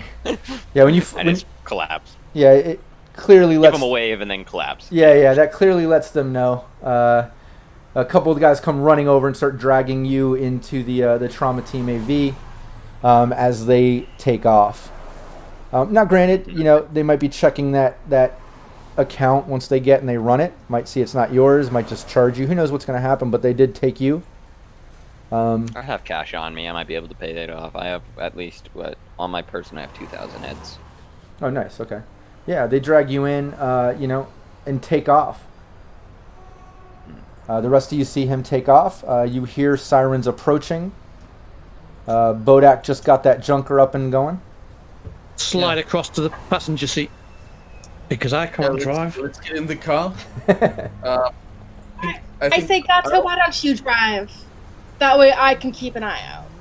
Yeah, that's what I wanted to say. I'll drive, and if necessary, Pixie will just blow off everyone who gets into our ways. Nice. Give me a perception, Pixie.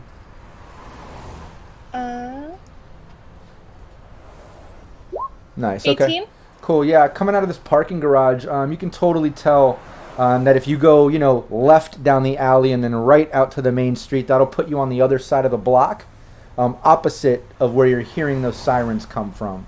That perception was good enough that you can tactfully kind of pull that off. You can tell where the cops are coming from, and avoid them. I let Gato know. Right? We gonna get outie. Yeah. I kind of curse under my breath and I say, fortunate they only sent 3. Yeah. Say, that skirt is expensive to use. Ugh. You could have at least sent 10, and I could justify the cost a bit more. Oh, yeah. Yeah, and just to back up on the car, because PW Bine has a great description there, that the car smells like old smoke. Expect nicotine stains on any light-colored clothing. I like that a lot, and it's going to stick. So now, aside from the blood being covered in blood, you have nicotine stains all on your asses. Yeah, talking about nicotine, I'll light up smoke, and I'll offer the others one too. Bodach doesn't smoke, but wiping the blood and bits of brain matter from him, he takes it. Oh, and as I took the sniper, I'll ask while driving. I'll ask Pixie, you got use for that rifle? That useful what? You've got a use for that rifle. You want to have it? Is it a good one, like an excellent quality, or is it like an average quality? I don't know. I just took it from the sniper upstairs. Yeah, it's average quality.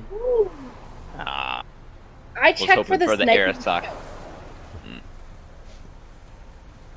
It has a sniping scope, right? Oh yeah, it's a sniper rifle. It's just it's not poor quality, but it's average. Yeah.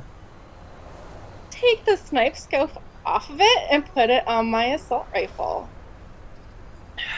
Sniper. I'm just like, I just need this one part. Yeah. Good. Okay, cool. Yeah, you take the you can take the scope. That'll require some tinkering. It's not like you can just put a sniper scope on a normal assault rifle and get the same, damage and DVs and stuff. I guess it doesn't use Pictani rails then, right? Yeah, I mean. I mean, I could get a tech to look at it later. Right? Yeah. Yeah, you might be able to do something with that. There might be something to that. Maybe a little invention, fabrication, or something to that, to where maybe that sniper scope can work with a normal assault rifle and meet somewhere halfway or something. I don't know. Maybe there's something there. Super going to look into it is all I'm going to say on that matter. All right, but you got that. You guys are out of the clear, luckily, from Pixie, knowing which way to go, at least making that quick perception decision, getting you away from the approaching NCPD that were investigating those shots that David sent off. You see David taking off in trauma, heading to wherever, local hospital or the NC. We'll see. I'll call him later so he can tell us where he is. Yeah, you can do that. But ultimately, you guys are at least out of, the danger zone. What do you want to do? Are you obviously David has no choice. David's on his way to a hospital. He's going to have to, get fixed up and get billed. Maybe some questioning about that account not being in his name. We'll have to see how that plays out. Actually, I think it says in the rules that the person whom this belongs to can use it for someone else too. When he uses it for someone else, the same moment he can use it for himself. Yeah, but there's no question in that account he's not dead. Right, that's the point. Is there's probably still going to be some questioning about it. I'm not questioning that David can't go get healed. I'm just saying there might be something to that. Like probably going to get charged and such. But you can say you got it from the account holder. But you're worried that the account holder, in the process of what happened, died, but you got away, which is all technically true. That is true. It is true. You didn't kill him. Okay. And you can say if they have any questions, talk to the big We'll see exactly how it plays. We'll see exactly how it plays out. I'm not super worried. I'm willing to pay if I have to. Yeah, ultimately, don't get me wrong. No matter what, you're gonna have to pay. But Roll persuasion. Me? Yeah, I mean, because technically you're not lying, but you're also not telling the full truth. Yeah, that's good enough. We could try to do it a little contested on one of those traumas as well. I mean, that's a good DV, but yeah, and still beat it. Good. Yeah, whether members of Trauma are actually like questioning you about it, or it's just a straight DV of you just giving information for their records, no matter what, how you explain it, they're buying it. So you're able to kind of portray that you're the one allowed to use that, even if it's at that moment, but you are getting charged to your account. The exact cost of that, I need to look up and work out, because you are, seriously wounded. And I need to just kind of look up, because I have the book, but I don't want to flip through physical pages. I want to hop in the PDF and streamline my research of what because you're not, there's no med tech, there's no DV rolls or anything like that. You're just paying the hospital for your stabilization. But anyways, yeah, you guys got through it all. You're at least to the point where, David, you convinced them. No hospital security is flexing on you for rolling in with someone else's chip. It all kind of makes sense. You just got to pay for your stabilization. You're going to have to spend some serious time healing, though. The rest of the team knows which hospital you're at. The rest of the team members. Y'all can go to that hospital to meet up with David, so once he's done with the stabilization, you can take him out of there to go start his healing process. Like I said, it's going to take multiple days. During all this, is anybody hitting up Ling Po? What's your plan as far as the photo shoot? And now you need days to heal, David. You're gonna have to let Ling Po know something. Yeah, I will definitely tell him what happened. Well, yeah, but before you do, Gato, Bodach's going to tell you we need to be cautious what we tell Ling Po. We came in with this car, was taking us to that photo shoot. There was a sniper already on the roof, and a Petrochem ambushed us. This wasn't just a random shooting. They had people in place knowing exactly what route we'd be taking. So just think on that before you got to go telling Ling Po everything. Well, we should tell him that we were ambushed by people from Petrochem, and that they were waiting there. Wait. People with Petrochem symbols. One of Arasaka's main, in the wiki and in the Euro books, one of their main things that they do is they serve as security, and they also put on other groups' logos and other corporation logos just because they can, to pose as for whatever extra reasons. So, people with Petrochem symbols.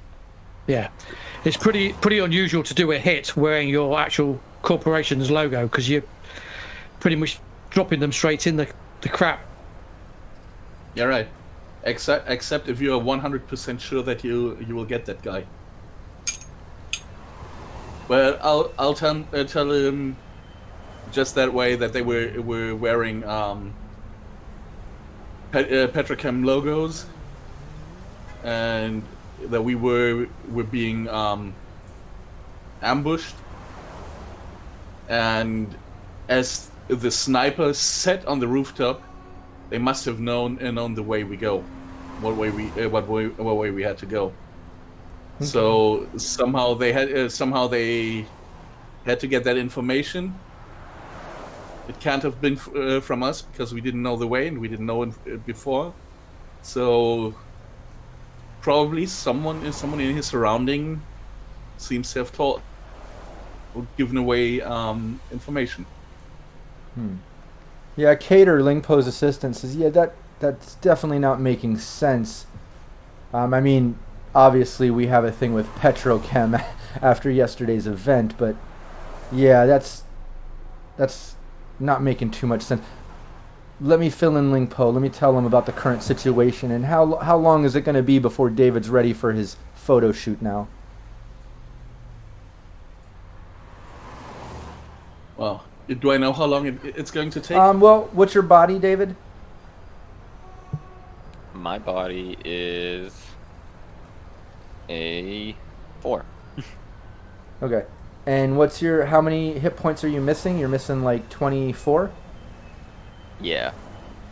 So yeah, it's going to take you about, what is that, 6, about 6 days of healing, of just laying low. That's what I'm going to tell him. Like Okay. about a week. Okay.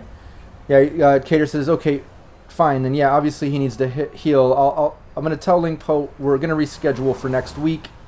Tell David lay low. Obviously something's going on. This is not making sense. He just keeps saying that, but he says, yeah, I'll forward the info to Ling Po. We'll connect sometime next week to make it happen, and then he gets off the phone. Okay.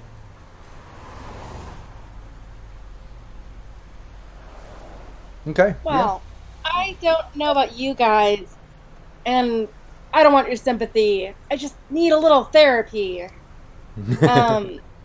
And I go and I'm going to go get some treatment, therapy-wise.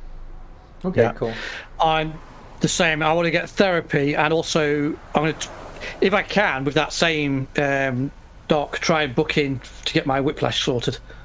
Yeah, well, that's the thing is everybody is going to need to at least take a day, to get your whiplash sorted out. There's going to be a slight cost with that, and like Reservoir Panda mentioned too, also like David Noire, you've got that on top of your injuries, so let's not forget you got to get that treated as well. So you have to stabilize your whiplash, which is that paramedic, whatever, 13 I think or 15. I have to look at it. There's a cost to it, so there actually no DV, no med tech. I keep forgetting. So yeah, you're gonna have to pay for that, pay for the fix. Everyone's gonna have to pay for the whiplash, stabilization, and heal for a day. But you do know that at least therapy is pretty much open all week, so you can pretty much book that in the mornings. So what we can say is, you guys can spend the next day at least healing your whiplash, getting that taken care of. We'll deduct the cost. I'll go in chat. I'll look that up. We'll get everyone situated, Eddie's wise. David Noire is going to be a bit more expensive. We'll do that math. We'll figure out how that's going to work. Other than that, we'll also figure out Pixie. You get your week of therapy. You're going to have to deduct that cost. You're doing the serious therapy. Again, I don't have the chart in front of me, but whatever that costs, I think it's 1,000, right? Yeah. Think so too. 1,000. And how many humanity points? What's the roll on that? It's 46. I did. Yeah, 46.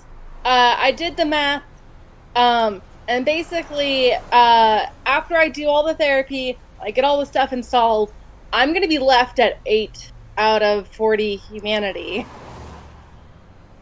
So, I'm going to probably... Yeah, after I get it all installed. Okay, yeah, then let's do this. What did you say it was? 46 humanity put back from a week of heavy therapy? Is it 46? What is it? Yeah. Yeah. It should be 46. Okay, yeah, roll that. Let's at least get you your humanity so you know where you're at after this week. And the rest will work off in downtime in the chat, and we'll figure things out. Because obviously you guys have a week before the photo shoot, which doesn't need to be played. We can do that in chat. We can update that. And then you guys have another week or two of downtime. You also can go get the RV tomorrow morning, and we can go over the updates on that. But we can work that out next session. We'll have fun describing all that. Cool. And obviously I'll give Gato that file I downloaded as well of the street security cams. Okay. Yeah. Did you roll? I did the calculations because I wasn't sure how much time we were going to have. I figured we were going to do the, like a week or two in between sessions. I didn't realize it was going to be the next day. So with the rolls I did previously after last session. Not to install, because you didn't get the cyberware installed yet. You still have to go to the Ripper Doc after a week of therapy.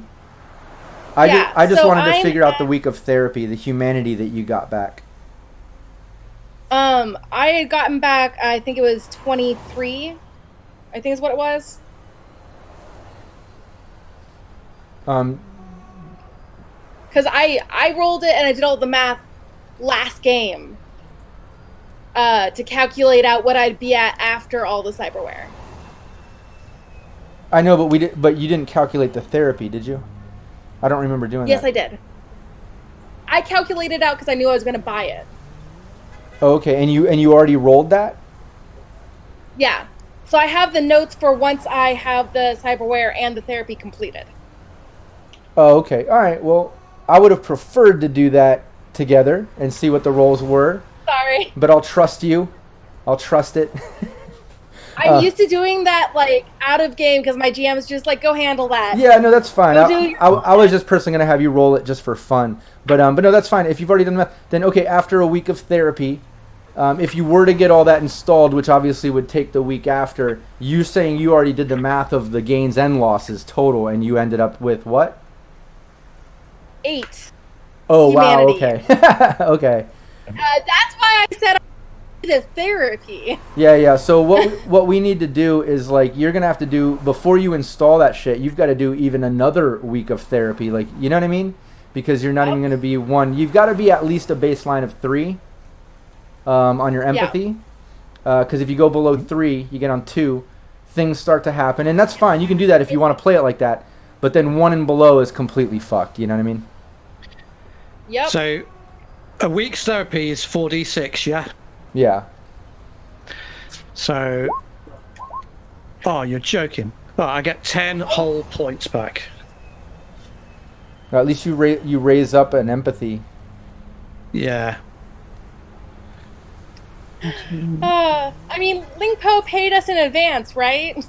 Yeah. Everybody got. Remember, you got 5,000 total. I'm super going to be using a lot of that. 1,250 each. Yeah.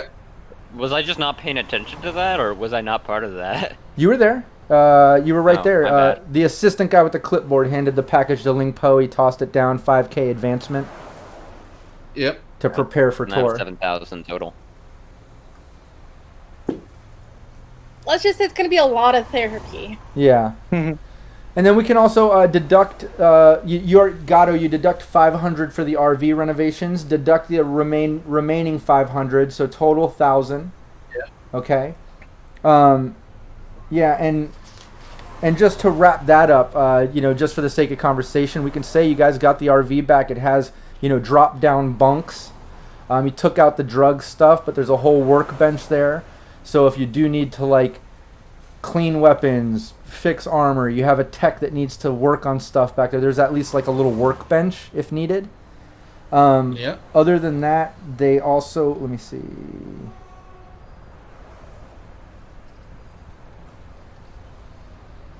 Other than that, he was able to put in a hidden compartment as well. Nice. And it's a pretty large one. It drops down and it pretty much goes the length of it on the inside. So you can store weapons in there, multiple weapons and things that it's like a whole long drop down sort of hidden compartment along the inside. But they did that for free. Do you want me to roll that second week of therapy? Because I haven't done that. Yeah, go for it, just for fun. And Porter, thanks y'all saying, once again, thanks so much for saving my life. We gave you the hidden compartment shit for free just to try to help y'all out as a gesture. Yeah, thank you. Okay, cool. And yeah, you got 12 more, so at least you're up another.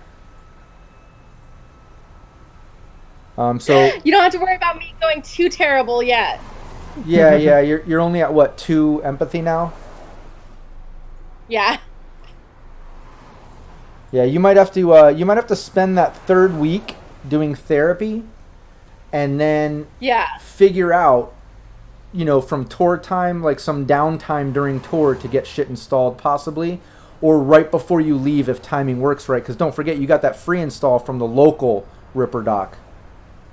Yep. So we got to figure that out.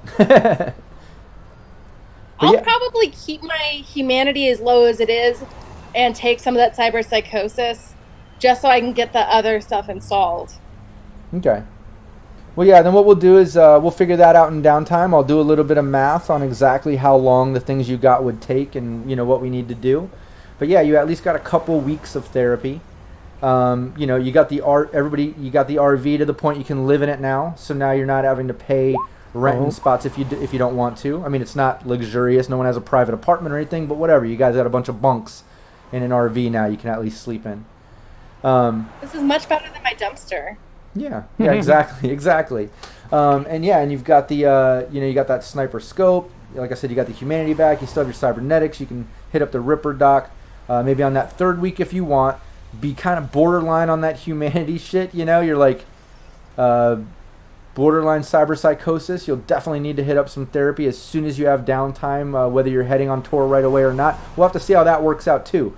You know, whatever Ling Po has planned, and maybe there's some wrenches in that work because of what just happened. Who knows?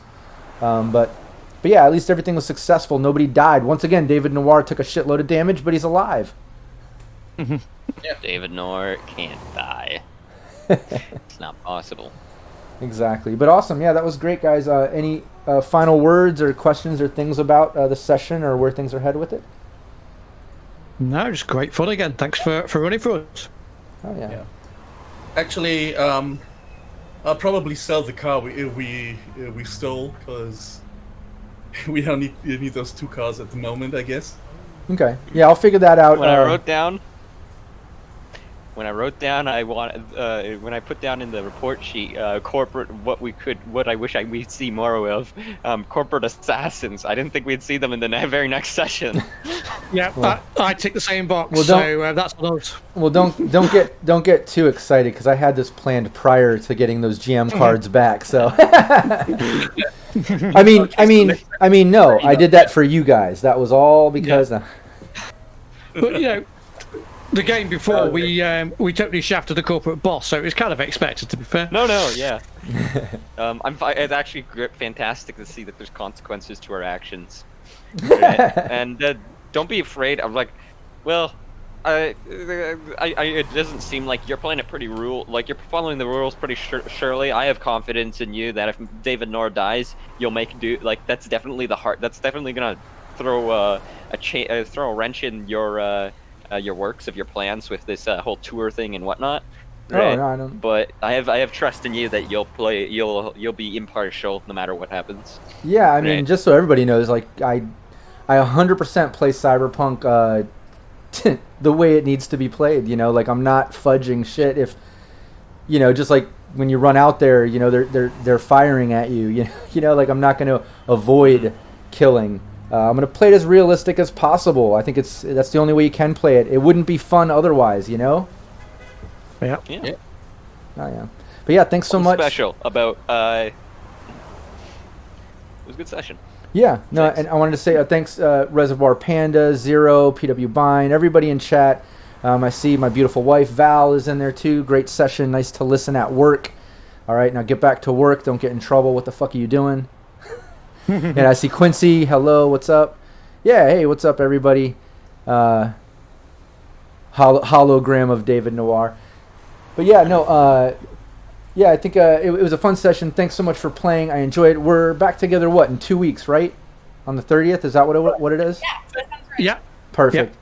All right, cool. Yeah, in chat, we'll work out the next round of, getting those cybernetics installed. We'll figure out David Noire's cost for all the repairs. Everyone else, because of that whiplash, I'm going to catch up everything plus the IP. We'll handle all that shit in the chat downtime, and then we'll get together here in 2 weeks and see what's up. Awesome. All right, everybody watching, thanks so much for tuning in. Make sure you share the video and, subscribe, give us some love, all that good shit. We really appreciate it. See you next time. Take care. Great. See you all. Bye. See you guys.